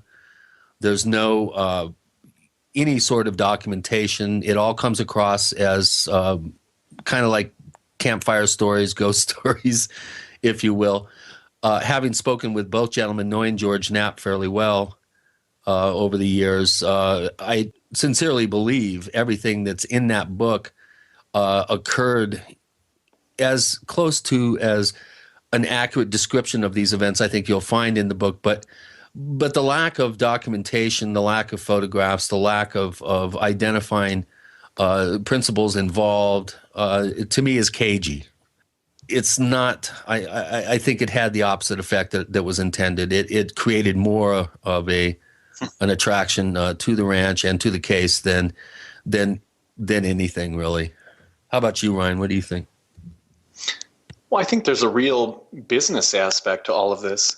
This is not some sort of a fanatical hobby of a crazy billionaire. That this is actually an extension of Bigelow Aerospace, and a lot of the secrets and information he's gleaning from the studies at the ranch, he's not going to share it. It's a trade secret. Also, there's a lot of rumors that swirl around, and some of them, I guess they're always going to be rumors and hard to pin down, but that there are certain 3-letter government agencies that have contracted with Bigelow to do some of the research out there, and are also having some sort of benefit or learning something from that research for military applications. Well, that kind of begs the question. Do you think Bigelow is still in charge up there, or are these just kind of a PR face? A little bit of both. He's definitely gets some sort of. I think both parties benefit. I think the government benefits for the military applications of what they're discovering out there and coming across, and I think Bigelow definitely, with his aerospace company, he's got the challenge of how he's going to get payloads from the Earth to his space stations. He's got these inflatable space stations out in space. And the cost the only for doing privately that is, owned objects orbiting in space in terms of actual inhabitable objects. Plus, he's been contracted by NASA to supply modules for the space station, and is also has a deal with the FAA that when the FAA receives UFO reports, they're referred on to Bigelow Aerospace. A lot of people don't know that. So if there is legitimacy to everything that's happening out there, and I'm just one voice, and I can confirm that there is, but I think his own interest demonstrates that where there's smoke, there's fire, and he's onto something. He's for business reasons, he's gleaning some sort of information. And with a team of physicists, the majority of the NIDS team had PhDs in physics. He's my guess, it's just an assumption and guess on my part, speculation, that has something to do with travel, with these portals and transporting objects from one place to another, and doing it without having to use liquid fuel to do so, expensive gasolines and whatnot. It would be a huge advantage to his company. And then from the military, I think one of the scientists was named Eric Davis, discussed having some sort of almost possession-like phenomena that occurred to him, where one of the intelligences took over his mind and spoke through him, and even took control, it said in the book, of all of his various senses. So it had full control of him like a puppet. And from a military perspective, that would be pretty powerful in our hands. And that is one of the examples of a Skinwalker's ability, which is probably about as close to a link that I can find to the alleged abilities of a Skinwalker and the ranch there. One of the things that a Skinwalker is supposedly able to do is to take control of you, and you become a walking, talking, functioning puppet at the whim of this particular entity. Let's go on and talk some more about your trips out there and some of the things that you've experienced, and also then later let's talk about your interaction with some of the locals around there. Sure, and if you'd like to talk about Chip as well, that's always an interesting topic that we. You know what? Let's start with Chip, okay? Brushed on. What's the current status of Chip? What is he currently doing? Are you in regular touch with him? What's going on? We communicate from time to time. I don't really want to identify him too much, but I can say he obviously no longer works for Bigelow and Company, and he's not even in state anymore. He's moved on. He's moved out of state for a new job. Still security or what? No. Revealing too much. I think from what I've heard from others, I think they know exactly who he is and kind of who this whistleblower is. So I don't know if the mystery or if the need for protection is as stringent as it was years ago when we first talked. I think Bigelow and team, they know exactly who Chip is my guess and what I've heard from a few people. Do they just put up with him or what? It's kind of like that Bob Lazar thing. The cat's out of the bag at this point. I mean, I don't know if Bob Lazar was a real deal or not, but the fact that he made himself so public and the information, I mean, once it's out of the bag, the damage is done at that point, I guess. And really, how much does Chip know and how much did he share with us? And it wasn't that revealing, I guess. This wasn't one of the closer inside people. It was fascinating, but the damage is done. What are they going to do?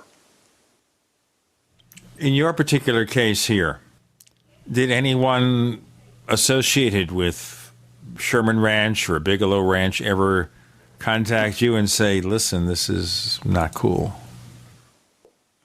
The whole story about Chip is almost as bizarre as everything else on the ranch. And when I tell people, they almost think that's more fantastic than, again, some of these individual stories. But I think this might have been around 2007 is when I met him. And I met him, he was, as he told me, he was one of Bigelow's guards, and he was hired, part of his job was to contact me and to try to gain information about where I'm going to be, what I'm doing, just to gather intel on me. And through the course of us discussing and talking over email, somehow I think he became a little disenfranchised with his job there, working on the ranch. And also we became friends through almost half a year of conversating back and forth. And suddenly I told him at one point I was moving and I was pretty stressed out by this move up here that I had, and I had no one to help me kind of pack everything. I had to be out in a week. I had bought a new house. And he offered to fly up here and help me move. And I guess I am pretty impulsive. This is someone I never met, and this is also someone who, when he was working on the ranch, I mean, had he caught me trespassing or walking around out there, I mean, this is someone who would have messed me up pretty bad. That's what he was paid to do, to detain you and put you in the dirt and haul you away. I don't know.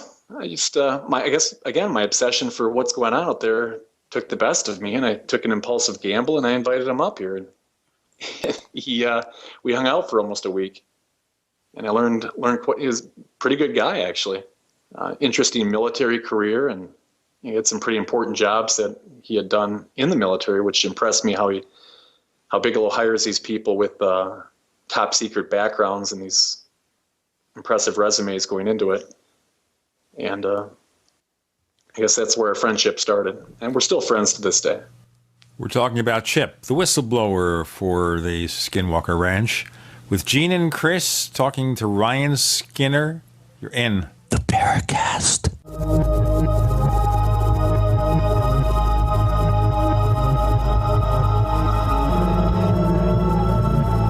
Not just an alternative to the mainstream media.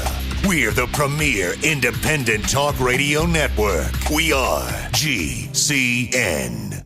So here's what happened. I was placing an order online. The site went down. It just stopped responding. It took hours before it returned, but I'd already placed the order with another company. If your site goes down, you could lose business. And if you have a business or personal site, you'll want to know it's easy to run and it will stay online.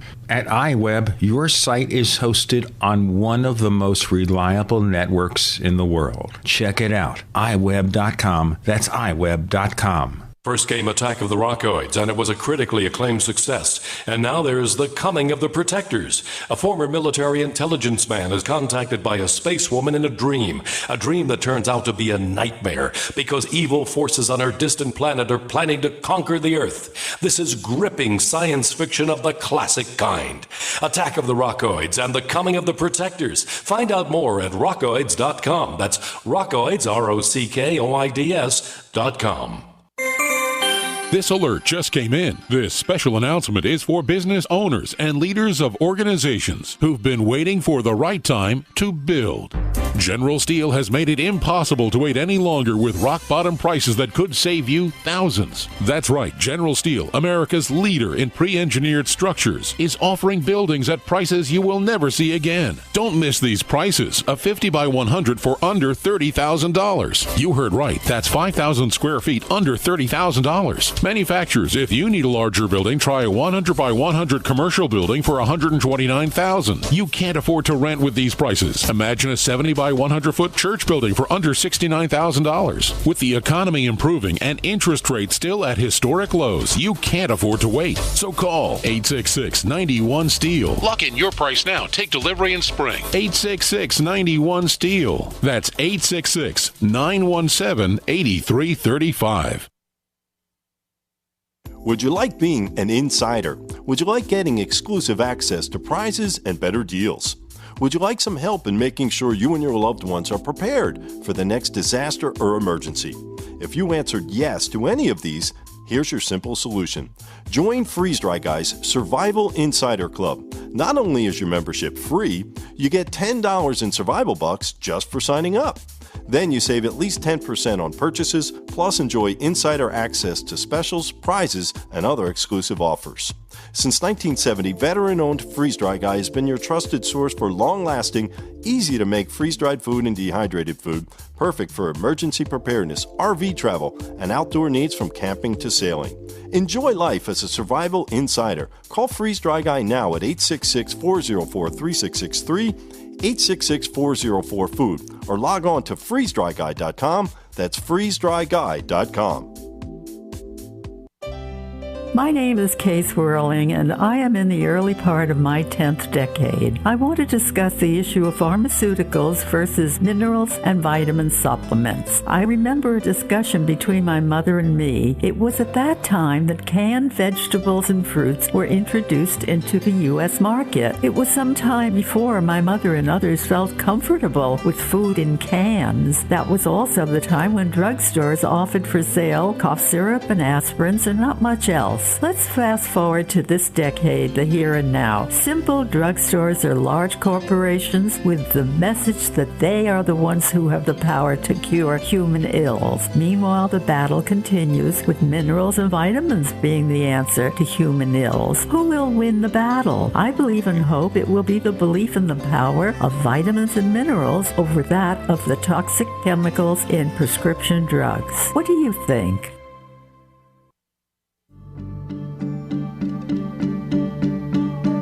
Hi, this is nuclear physicist lecturer Stanton Friedman. You are listening to the Paracast, the gold standard of paranormal radio.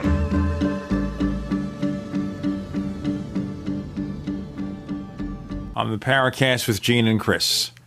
The book from Ryan Skinner, it's called Skinwalker Ranch, Path of the Skinwalker. Now, when you speak of Path of the Skinwalker, Ryan, why that title? What's the forbidden path that we really want to know about?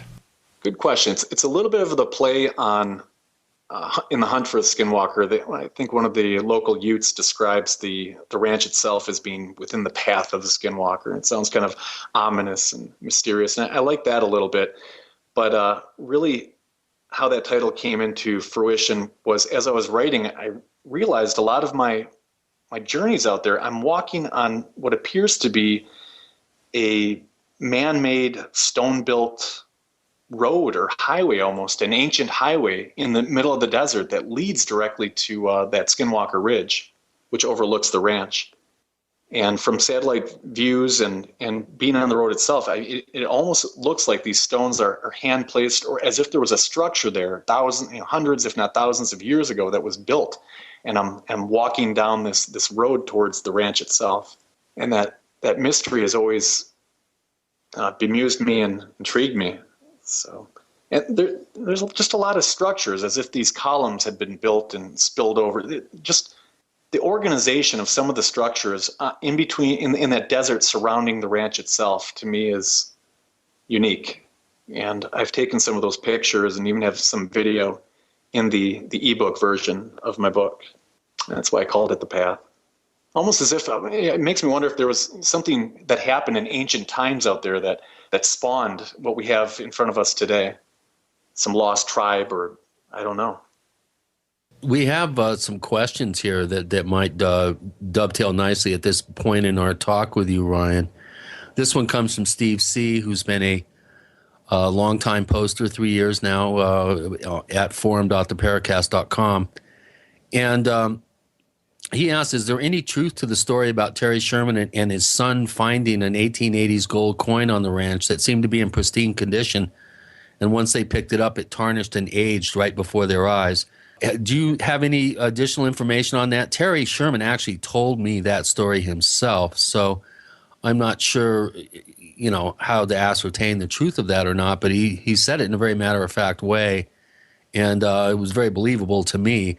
Are you familiar with that particular account? And I'll tell you, Chris, I'm like a dry sponge, just looking for any bit of water when it comes to information about the ranch. I mean, any kind of story, and I just soak it up and retain it. And I'll tell you, I did read that on the forum a little bit earlier today, and I have never heard that story, and I'm fascinated to learn more about it.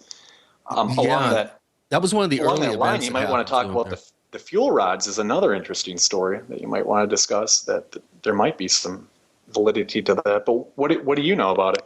About which? The gold coin? The gold coin, yeah. He rattled off a bunch of claims in a very matter-of-fact way. And, having interviewed, at that point, I'd interviewed hundreds and hundreds of ranchers before, and you kind of get a sense when these guys are, pulling your leg.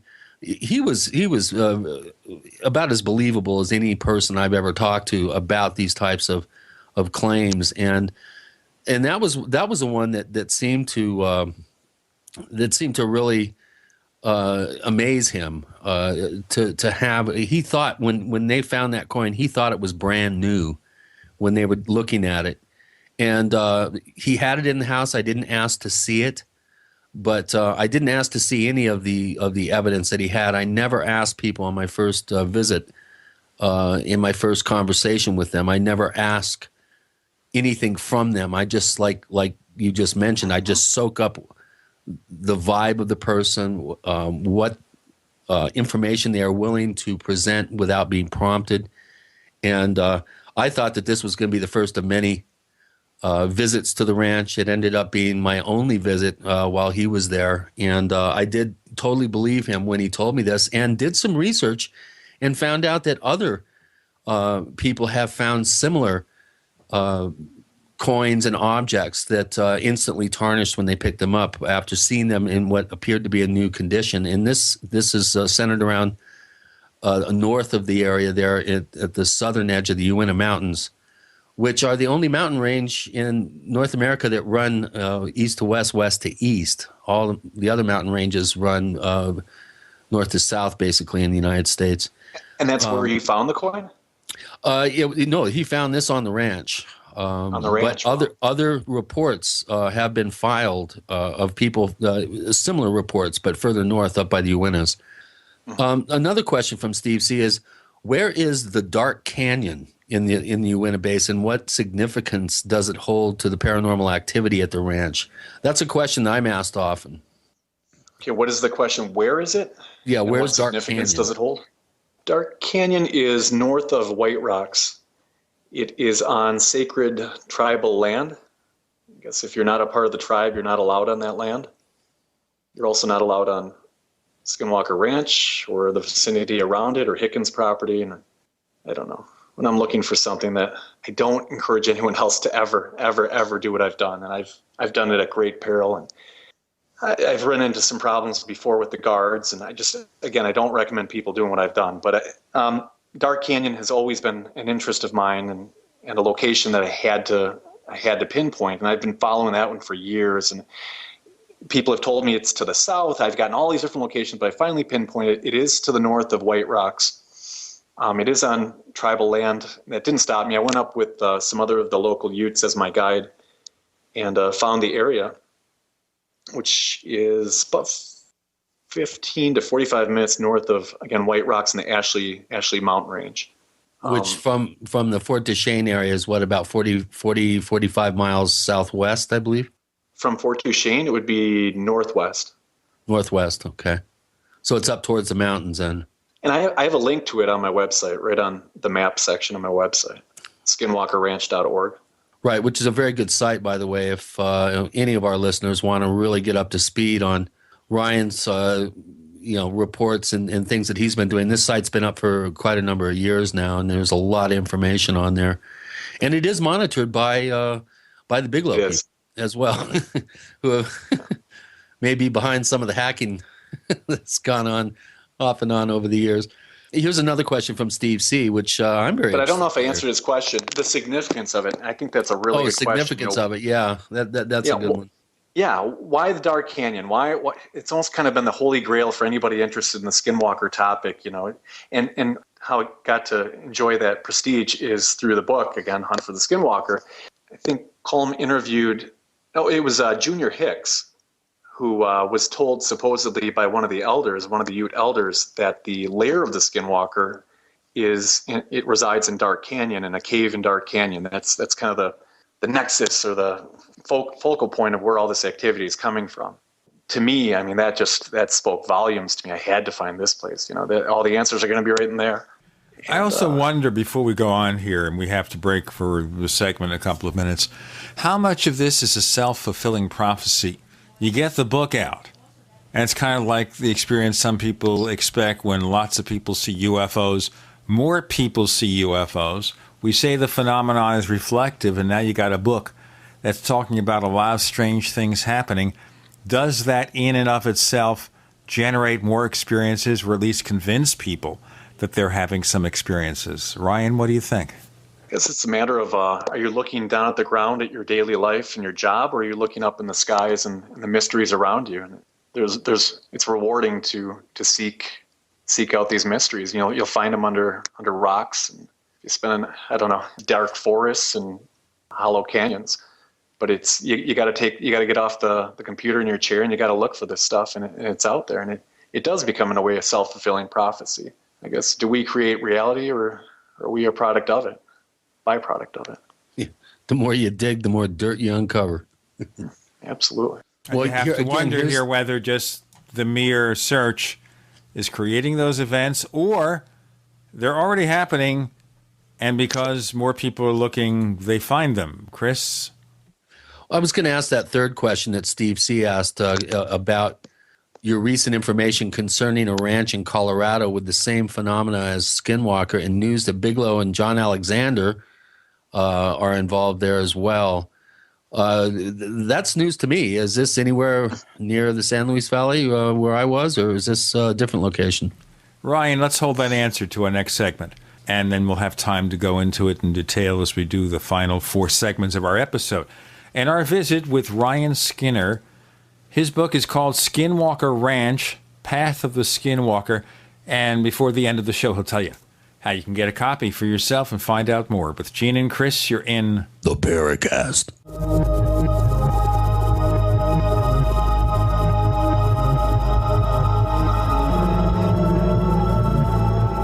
Free from the shackles of corporate America, we're the place for independent thinkers. GCN. Hi, this is Ted Anderson. If you'd like to listen to GCN programs on the go, I have great news. GCN has created a Droid and iPhone application, and it's free. Just as easy as going to GCNlive.com, click on the banner, and download. Before you know it, you'll be listening to your favorite hard-hitting GCN shows, live or on demand, right on your Droid or iPhone, 24/7 and on the go. So download the Droid and iPhone app free by clicking on the banner at GCNlive.com. Thanks again for listening to GCNlive.com. Again, that's GCNlive.com. Hi, this is Ted Anderson. Have you ever wondered why banks, stockbrokers, investment advisors won't talk about gold IRAs? They've been available since 1986, yet the financial industry won't recognize the value of gold for your retirement. Gold has outperformed paper investments, yet no word about IRAs. If you would like to have gold for your retirement, call 800-686-2237. Don't get left behind by rising inflation and low returns. Call 800-686-2237. Secure your future and call 1-800-686-2237. Great news, pure water lovers. BigBerkeyWaterFilters.com has a special discount offer for all GCN listeners. You can't do better than a Big Berkey for economy. For only 1.7 cents a gallon, a single set of filters can last for 5 to 10 years. There's none better than a Big Berkey for emergency preparedness as a backup water source. And you just can't beat a Big Berkey to remove dangerous chlorine, all types of fluoride, pathogenic bacteria, cysts, parasites, and unhealthy byproducts from municipal water. Berkey water filter systems are even powerful enough to purify stagnant pond water. For the gold standard in water filters, get a Big Berkey at BigBerkeyWaterFilters.com. And all GCN listeners get 5% off all ceramic filter systems. For details, call 1-877-99-BERKEY. That's 877-99-BERKEY. Big Berkey Water Filters, for the love of clean water.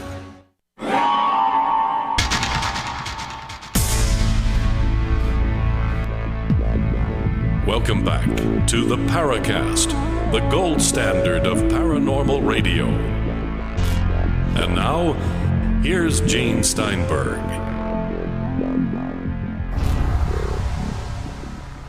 Ryan Skinner, author of Skinwalker Ranch, Path of the Skinwalker. Chris asked you a question there. You have a response now?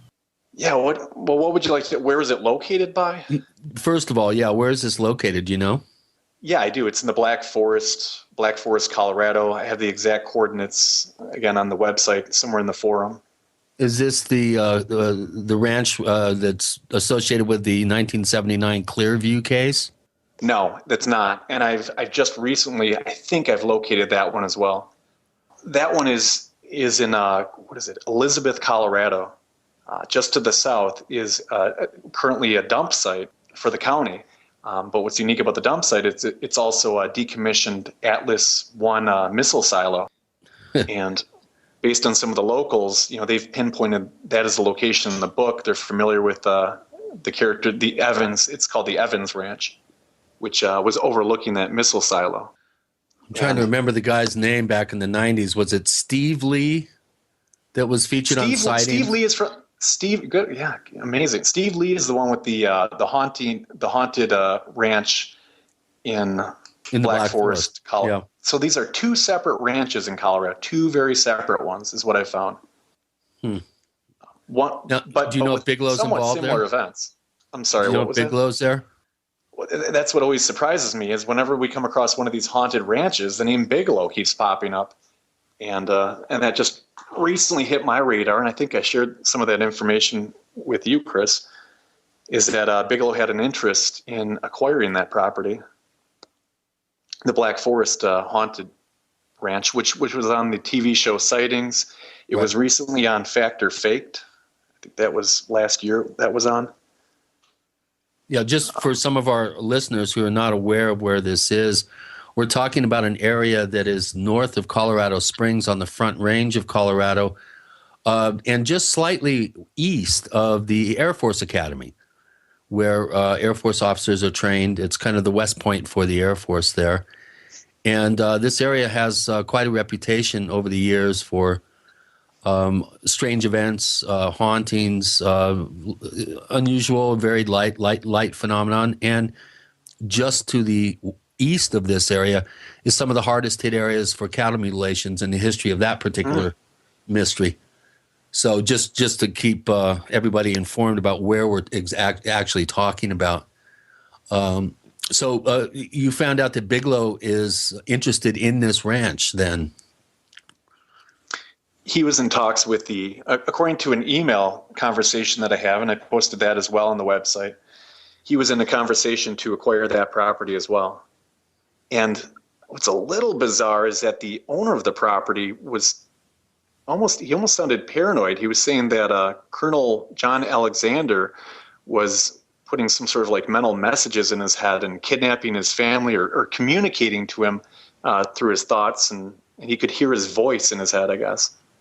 And how did he know it was John Alexander? I don't know. And again, I just have a little snippet of a emailed conversation from 1996. And I think I spoke to you a few days ago. We're trying to get a hold of this Gary Hart, who would be he was involved in that conversation, in that email conversation. Oh, okay, yeah, you didn't mention that part of it, but yeah, I can put you in touch with Gary. Gary is an acoustics expert. He's very, very up to speed on psychoacoustics and all sorts of interesting stuff involving sound. He came out to the San Luis Valley in '96 and did an investigation with me, and was there when I almost stepped on a 10-foot timber rattler, which is probably the most frightened I've ever been in my life. Jeez. Oh my goodness. I was going into panic attacks hours later after that one. For me, I just like to connect the dots. And whenever I see the name Bigelow or John Alexander and, Haunted Ranch, it's just, how another piece to this mysterious puzzle that is starting to come together. Yeah. And for some of our new listeners, John Alexander is a retired lieutenant colonel from the Army. He was in charge after he left the armed forces. He was in charge of our non-lethal weapons development program at Los Alamos National Laboratory. He's written a number of books, which I recommend, including his most recent book on UFOs, where he claims that there is no cover-up, that the government doesn't really know much of anything. He never mentions the NRO, the National Reconnaissance Organization, which monitors the airspace around the planet. There's some major holes in his rationale and his thinking. But having met John and talking, and speaking with him, I do actually like the man. I think he's very engaging, very brilliant, is extremely open-minded, is not judgmental. He does have, I think, some secrets that he's not willing to divulge, but he's very easy to get to know and talk to, and he's got a great sense of humor too. He's actually kind of fun to have dinner with and stuff. And his wife Victoria is also quite a interesting character, I must say. Let's go on to some more questions here. I have one here from P. Duchesne. Sounds like it might be a local up there near Fort Duchesne, or just they picked that name out of a hat, I guess, or something. It's a question that many of our open-minded but skeptical listeners would like to ask most of our guests, as he puts it. What would be the single most important or convincing piece of evidence that you have? Not an anecdote, but something we can look at. One of my videos shows the ball of light pulsating on and off. And we were there observing the ranch, and this is a different story than the wolf story I shared. And the balls of light are by far the most common phenomena that we typically see at the ranch. And we were able to videotape it that night. I think I have a few videos actually showing that. Again, at the end of the day, I'm fully convinced, even the clearest video, if I was to take it during the middle of the day with high definition, I'm still not convinced that it would be proof enough for everyone. So yeah, well, I don't know. I'm kind of beating my head against a wall in a field that I don't know if I'll ever be able to convince the masses, but just to share what I've seen with a few people and just to have a few people believe in it and to share that experience with them is all I guess that's all I can do. But that video itself, to me, when I look at it, I'm able to relive the moment, remember that, and fascinated that I was able to get it on video. Yeah, there have been some videos and photographs taken of the area that are, equivocal, but it does suggest that there is something real going on there. I really have a sense that a lot of this activity is happening, if not most of it, and I think it is puzzling some pretty brilliant minds, and has been puzzling some pretty brilliant minds for a number of years. Here's one from a fairly new member of our forum at forum.theparacast.com. Calls himself Oaken Wolf, or like the wolf picture he's got as his avatar. And he asked, do you think we're dealing with multiple entities, or are these illusions by one entity? What is your kind of gut sense, Ryan, being up there 20 plus times? What do you think is actually behind all this? Do you think it's something paranormal, something ancient? Do you think it's some PSYOPs military thing? Where do you come down? Other investigators that I've worked with believe that it is PSYOPs military, and I don't subscribe to that theory.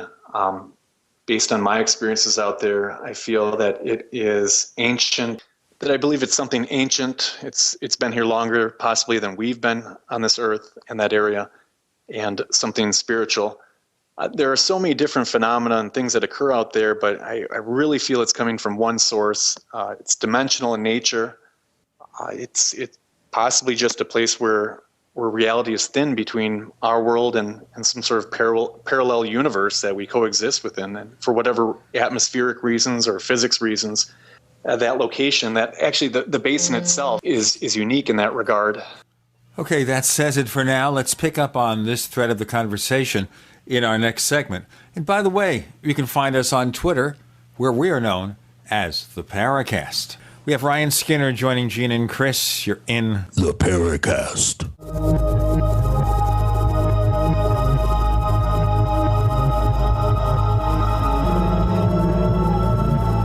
Neighbors, are you tired of dealing with a slow web hosting provider? Well, check out A2 Hosting and their screaming fast Swift server platform. They even have SSDs that load pages 300% faster than the competition. Ready to give your site a speed boost? Well, tell you what, neighbors, head on over to a2hosting.com. That's A2, that's number 2, a2hosting.com. Check out their Prime hosting account. And get this, neighbors, they're even giving you an exclusive 25% off discount for all our listeners. 25%. And remember, their Guru Crew support team is standing by 24/7, 365 days a year to answer any of your questions. Now, to get the discount, use the coupon code GENE when you check out. Do you know how much the dollar has lost in its value against other currencies in the last 90 days? Ever think about how inflation will change your life, your savings, your retirement plans? Remember inflation in Zimbabwe, Argentina, the Weimar Republic? Put another way, who cares if your investments go up 10%, but you lose 40% of your purchasing power? Gold is the only monetary asset as no one else's liability. Gold still buys the same amount of stuff it always did. Gold does not require trust in a third party. You can possess it in your hand. You can take it with you. Gold is real money. Gold is honest money. My name is Daniel Larson from Midas Resources. To find out how you can protect your savings and roll over your IRA funds into precious metals accounts, please call me at 800-686-2237, extension 134. That's 800-686-2237, extension 134. 800-686-2237, extension 134. To thank you for being a loyal listener, we have a limited time freebie offer for you. Claim your free heirloom tomato seeds, just pay shipping, right now at 123freeseeds.com. These aren't ordinary seeds. These are heirloom, non-genetically modified super seeds that are open pollinated and can be grown, harvested, and replanted endlessly. These survival seeds are actually more valuable than gold in a crisis. Go to 123freeseeds.com and you can get an airtight storage packet of 150 super seeds free while supplies last to say thank you for being a loyal listener. First come, first served. Just cover shipping. Go to 123freeseeds.com now to see if your free heirloom seeds are still available. That's 123freeseeds.com.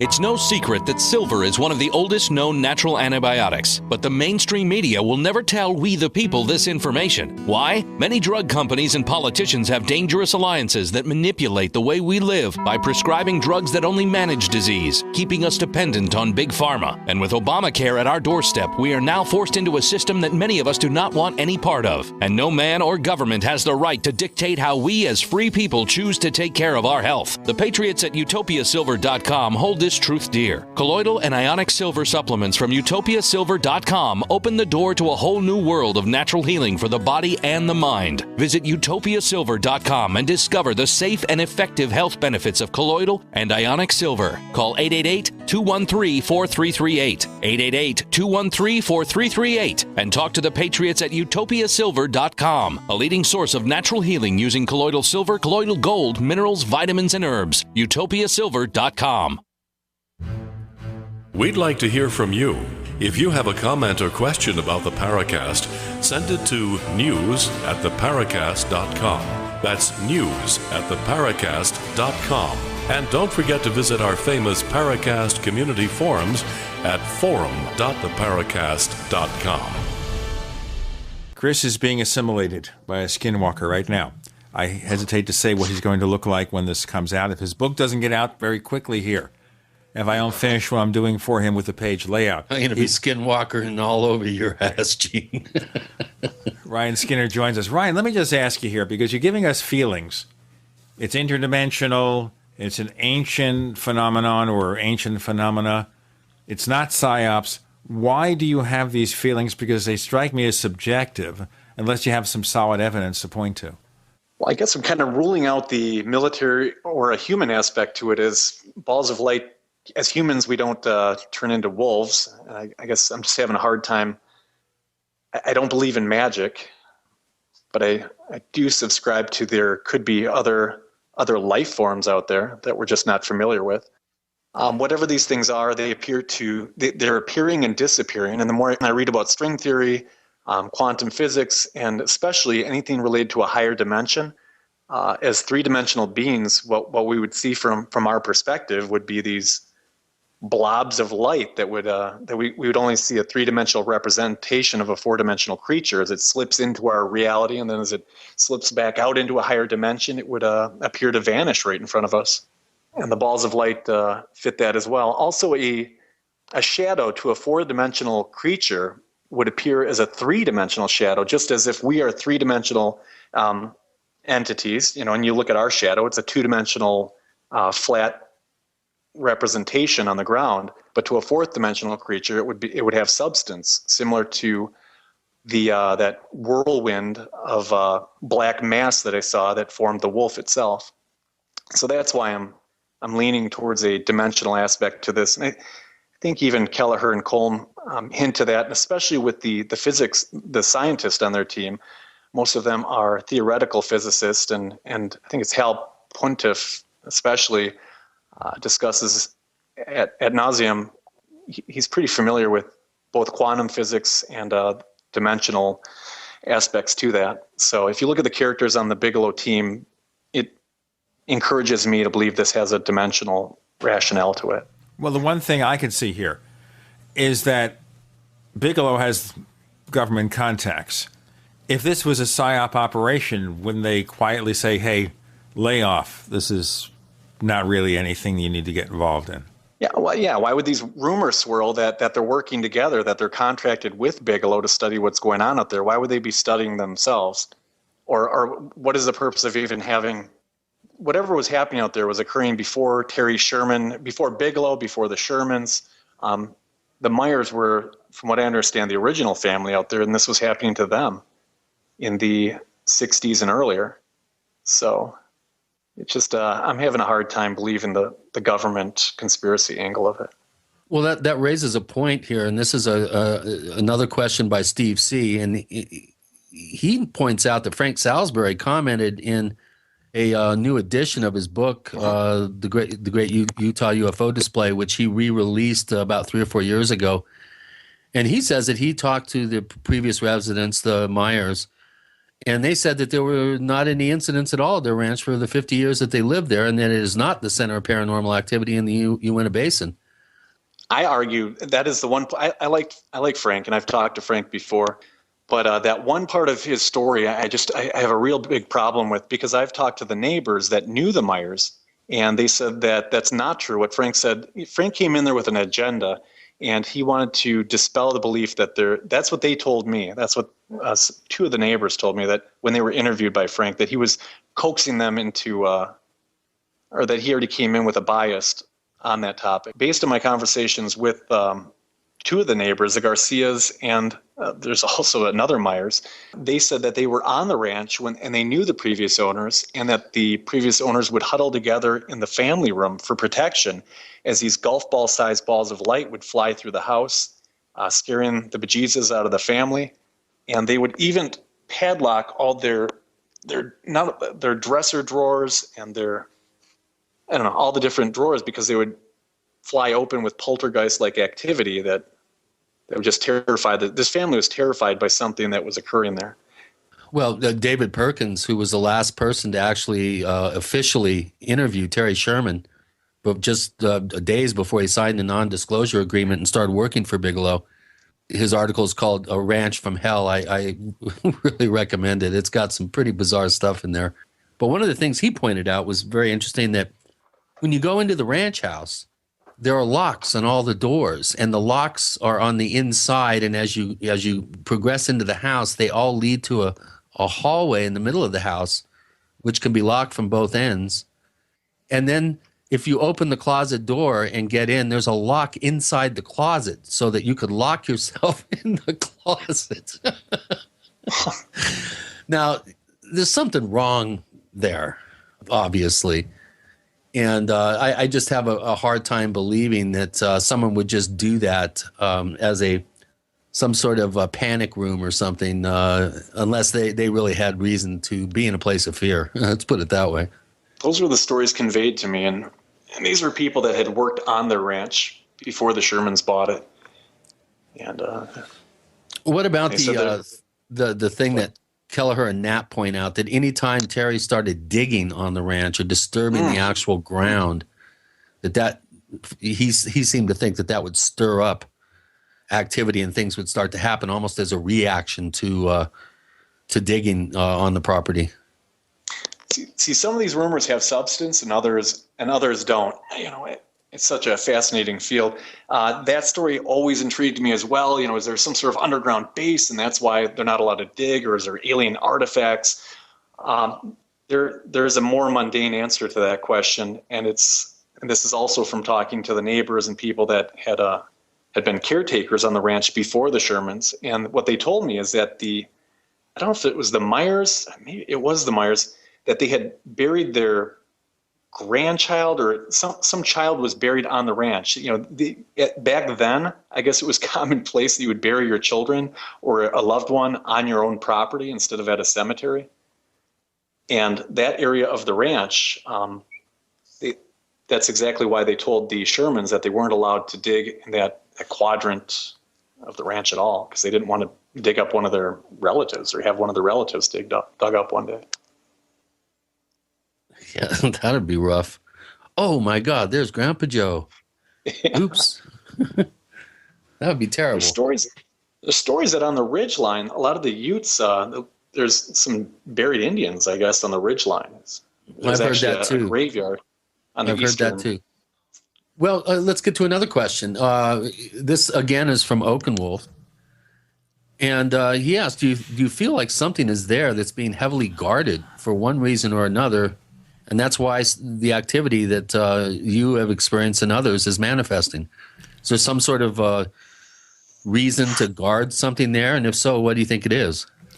Hold that answer, Ryan, and we'll pick up on it in our next segment, okay? The book, again, is Skinwalker Ranch, Path of the Skinwalker. And before we let Ryan Skinner go, he'll tell you how to get a copy of the book for your very own. With Gene and Chris, you're in the Paracast.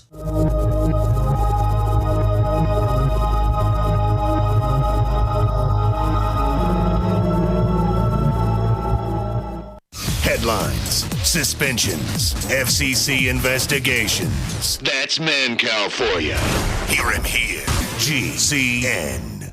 Graphic Converter is the image manipulation tool for the rest of us. It does not use any database. You get full control of all your files. Want to view the images of a folder? Drag it into Graphic Converter and a powerful browser opens up to show your image files. You could use it for slideshows. You could use it to import images from digital cameras or from scanners. Need to do some image editing? You can do that too in Graphic Converter. Also print catalogs. Convert from so many formats I can't even list them. Download now to see if Graphic Converter is good for you, like 1.5 million other users. Guess what? You could save money when you buy Graphic Converter. Use the coupon code NIGHTOWL. Use the coupon code NIGHTOWL to get a special price for Graphic Converter. Go to lemkesoft.com. That's LEMKE soft.com. lemkesoft.com.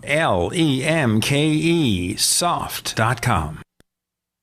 Hi, this is Steve Sanchez, and based on a recent study, it was found that 57 million Americans had legal issues over the last 12 months, but only 60% of those studied sought out the services of a lawyer. Why? In a nutshell, affordability. Well, my friends at Legal Shield have created a solution that can help you not if, but when you need an attorney. For as little as $17 per month, Legal Shield will provide you unlimited access to qualified attorneys at an accomplished law firm for advice and counsel on legal issues, no matter how serious or trivial.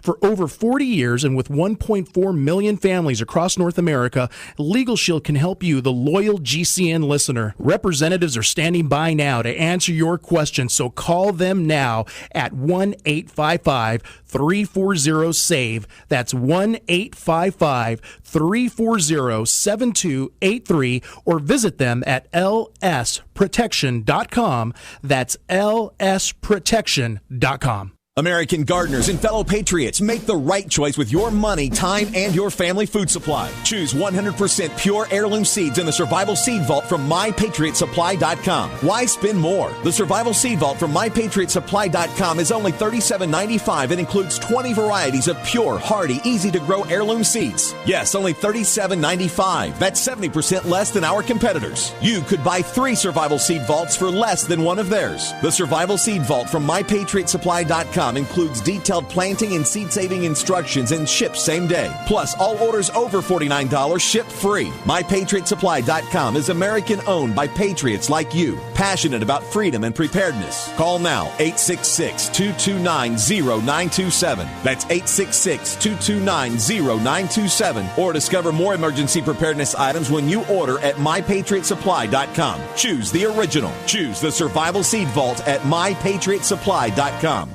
These days, so many suffer from heartburn, stomach ulcers, and acid reflux, and most never realize it is the high acidity within the body that causes their discomfort. While selective diet choices can help, AlkaVision Plasma pH drops can really make a change. A few drops added to water can optimize your body's pH level, ridding you of harmful waste and acid, promoting health and restoring vibrance and energy. Healthy pH levels make all the difference. High acidity can also cause depression, insomnia, and irritability. AlkaVision Plasma pH drops bring you vital balance that can be truly life-changing. Alkalizing boosts immune response, reduces headaches and cramping, and even helps prevent bone loss. This is simple science that helps your body do what's natural. Order your AlkaVision pH drops for just $29.95 at alkavision.com, ALKAvision.com, or call 800-518-7615. Alkalize your body. Supercharge your health at alkavision.com.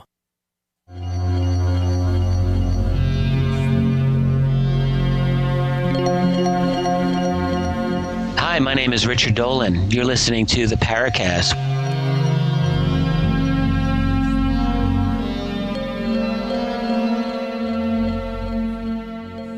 So questions from our listeners at forum.theparacast.com asking various things of Ryan Skinner. So Ryan, you have the question in our last segment. What's the answer? It's another good question. I have, from speaking with Chip and from speaking with others out there, it's a common question that I ask quite a bit, and I get a kind of vague answers to. The one answer I've heard, which I think is kind of to lead me off the wrong track, is that they're actually trying to protect the the people going onto the ranch from getting hurt, so that Bigelow and company aren't sued by some sort of lawsuit of someone, some silly investigator falling off, like in my case, falling off the cliff and suing Bigelow, or possibly from the phenomena itself, from harming one of the people out there, one of these curious bystanders. This isn't whatever's out there is very real, and we don't know its intentions. But if I read between the lines, and from what I've heard quite a bit, is that there is another intelligence out there. The guards are aware of it, as are the researchers.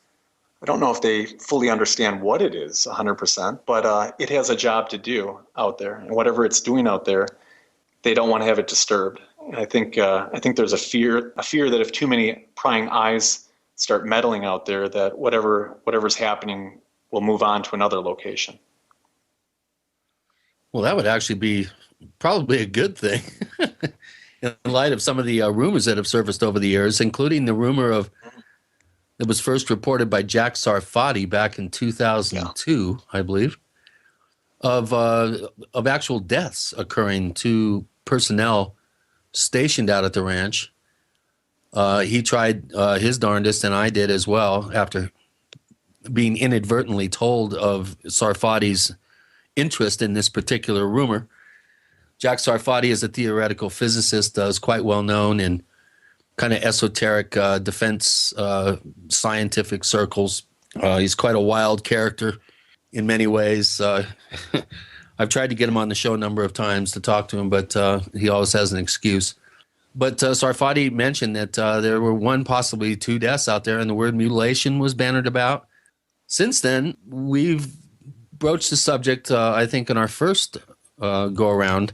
But this is a rumor that refuses to go away. And every time it comes up, people involved in this particular case almost go apoplectic and backpedaling in denial that anything like this ever happened, or how could you possibly cover something like that up, of people actually being killed out there. Well, where do you come down on this, Ryan? You and I have talked about this from time to time. What's your latest thinking on the rumor that possibly during the summer of 1999, one or more deaths occurred out there? I think there's something to the rumor. I don't know at this point 100% what that something is. Again, it still is a rumor. Recent information was shared with me that I don't know how reliable the source is, but the story I was told is that whatever these entities are, that they do have this portal technology. That's how they kind of slip into our world. For whatever reason, I think it has something to do with the power lines or something to do with the geomagnetism or whatever at the ranch. Their technology doesn't work 100% as it should. And as a result, in this one particular case, this portal was opened, and it was opened instead of on the ground for these entities to spill out and do whatever they do out there. This was opened directly above the heads of one of the guards. And this creature, this, tall, bulky creature, fell out of it onto the ground. And that was, I guess, some sort of mistake on whoever they are, their technology. So as it falls out, it almost falls into the lap of one of the guards. These guards, again, are these ex-military trained people who have seen action overseas, and their reaction, was beyond startled at that point. It's already a pretty scary place being out there, and then when this thing falls out on top of you, and you're told to look out for these things out here and to record them, and it falls on top of your lap. I guess his reaction was one of panic, and he must have reverted to his military training. And this is a story that was told to me. I'm not saying it's true. I don't know. But I guess he opened fire on the entity, and as a result was killed by it. And oh, man, that would be the end of a bad day, boy. And the whole thing was kind of over, I guess, a misunderstanding and a miscalculation on their part. This wasn't even supposed to happen with it falling on him.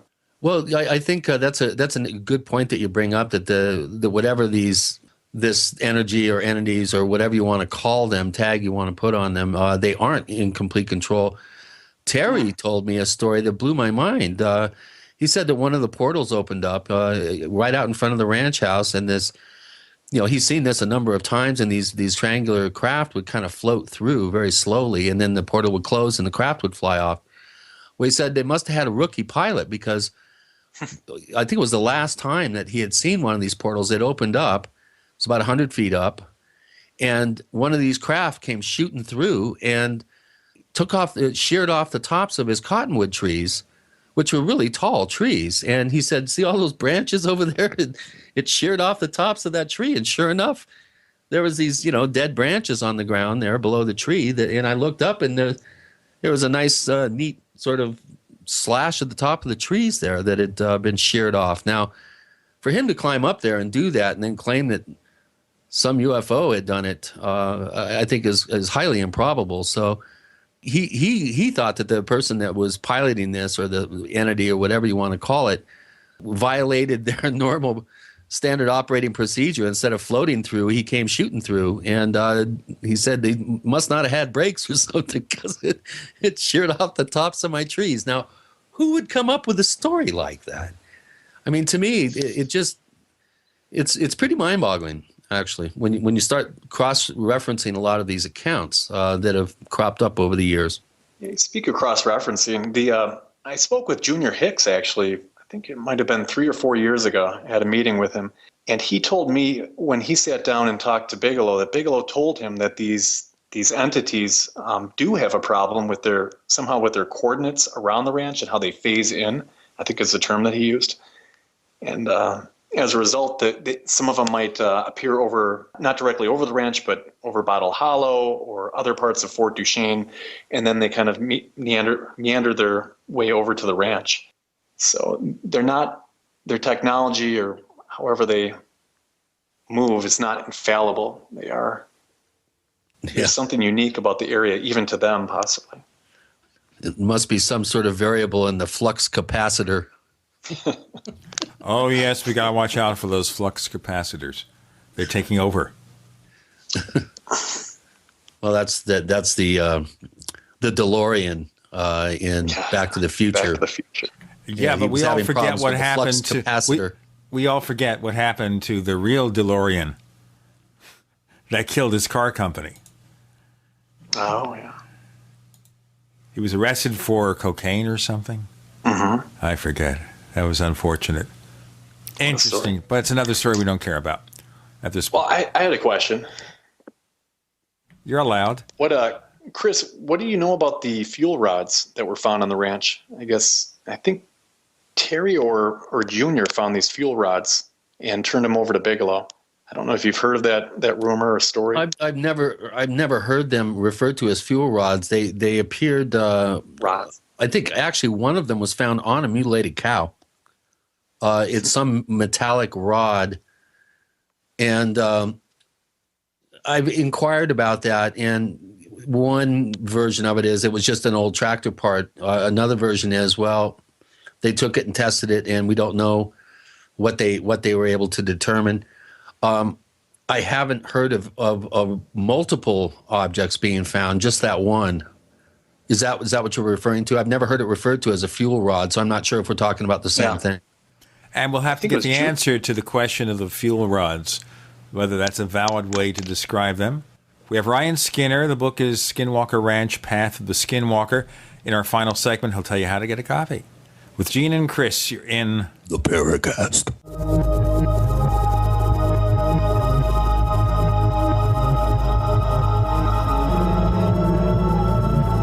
The nation's largest independently owned and operated talk radio network. The Genesis Communications Network. GCN. First came Attack of the Rockoids, and it was a critically acclaimed success. And now there's The Coming of the Protectors. A former military intelligence man is contacted by a space woman in a dream that turns out to be a nightmare because evil forces on her distant planet are planning to conquer the Earth. This is gripping science fiction of the classic kind. Attack of the Rockoids and The Coming of the Protectors. Find out more at rockoids.com. That's Rockoids, ROCKOIDS.com.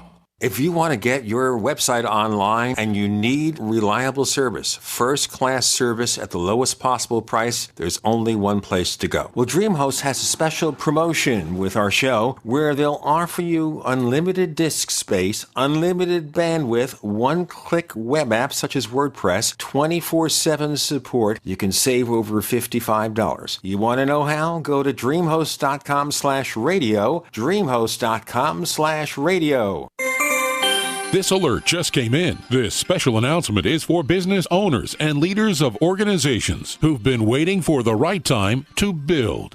General Steel has made it impossible to wait any longer with rock-bottom prices that could save you thousands. That's right, General Steel, America's leader in pre-engineered structures, is offering buildings at prices you will never see again. Don't miss these prices. A 50 by 100 for under $30,000. You heard right. That's 5,000 square feet under $30,000. Manufacturers, if you need a larger building, try a 100 by 100 commercial building for $129,000. You can't afford to rent with these prices. Imagine a 70 by 100-foot church building for under $69,000. With the economy improving and interest rates still at historic lows, you can't afford to wait. So call 866-91-STEEL. Lock in your price now. Take delivery in spring. 866-91-STEEL. That's 866-917-8335. If you owe the IRS back taxes, listen carefully. Sweeping changes to IRS policies will help more people than ever eliminate their tax debts once and for all. And now, thanks to Dan Pilla, you can get the tax help you need to end your tax nightmare. Hi, I'm Dan Pilla.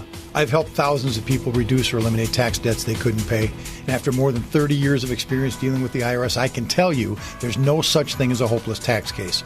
With the IRS's new policies, it's easier than ever to put your tax debt behind you once and for all. Call now at 800-346-6829 to learn how I can help you. You know your IRS debt will not go away by itself, but you don't have to live in fear anymore. Call 800-346-6829. Learn how I can help you eliminate wage and bank levies, release tax liens, and negotiate a settlement with the IRS that will put your tax nightmare behind you forever. Call 800-34-NO-TAX or go to my website, taxhelponline.com. That's taxhelponline.com.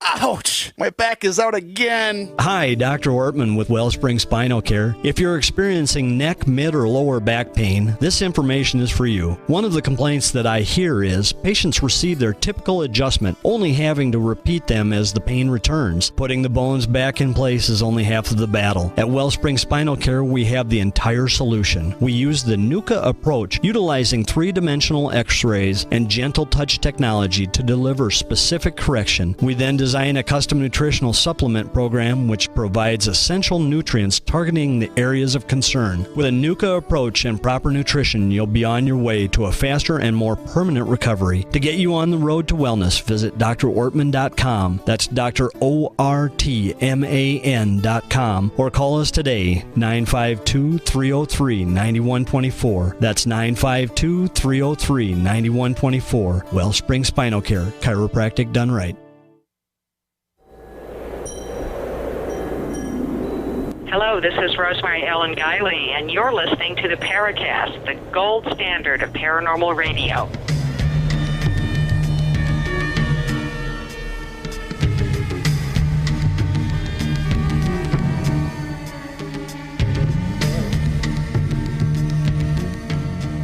Skinwalkers, rods. What's going to come up next? With Gene and Chris. Ryan Skinner, you have a response to Chris's comment in the previous segment? My memory is a little shaky about the topic, but I did bring it up to Junior, and I thought it was Junior him. I can't remember. Do you remember who found the rods?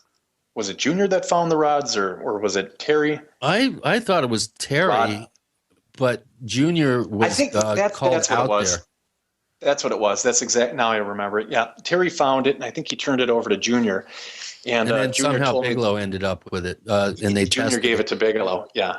And of course, we'll what's probably never see the results of that testing process. No, we'll never.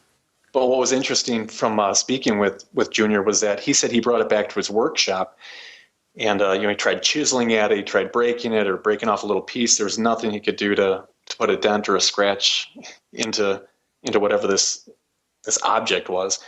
But he did put some sort of battery tester on each end, and I guess the amount of it was giving off an electric charge, and that kind of fascinated him. So he took a butane. Again, my memory is a little shaky on this, but I think he took a butane torch onto the rod to see if he could melt off a piece or somehow affect it. And he said it glowed red hot, but then he accidentally brushed his arm against it. Something came up where he turned and put his arm onto the spot where he had just heated up, and he said it was cold to the touch.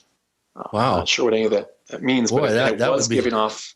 I would love to see the results of the test after hearing that. Wow. Yeah, so he was absolutely fascinated by this thing, and he immediately told Bigelow and team about it, and they asked to see it, and he turned it over to them and was told that he would get it back in a week or two after they ran some tests on it.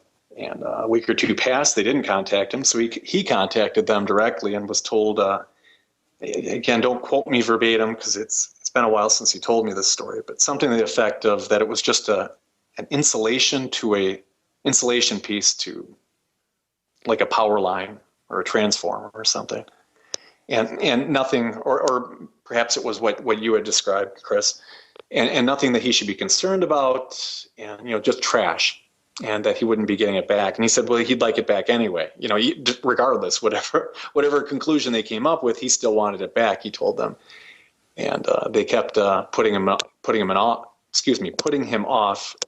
and he never was returned that item. And I guess that's kind of what started some cracks in their relationship, is what he told me, between himself, because he was an advisor in the beginning to Bigelow. Right. And at the end, he wasn't even allowed on the ranch. Yeah, Junior Hicks, for you new listeners, is a longtime investigator researcher in Utah and was one of the investigative partners to Frank Salisbury, and was very involved in the investigations that ended up being published in the Great Utah UFO Display, which is about the Uinta Basin UFO activity in the late 60s all through the 70s. One of the most amazing cases that I can recall coming out of the ranch was the mutilated calf that I mentioned in my new book, Stalking the Herd.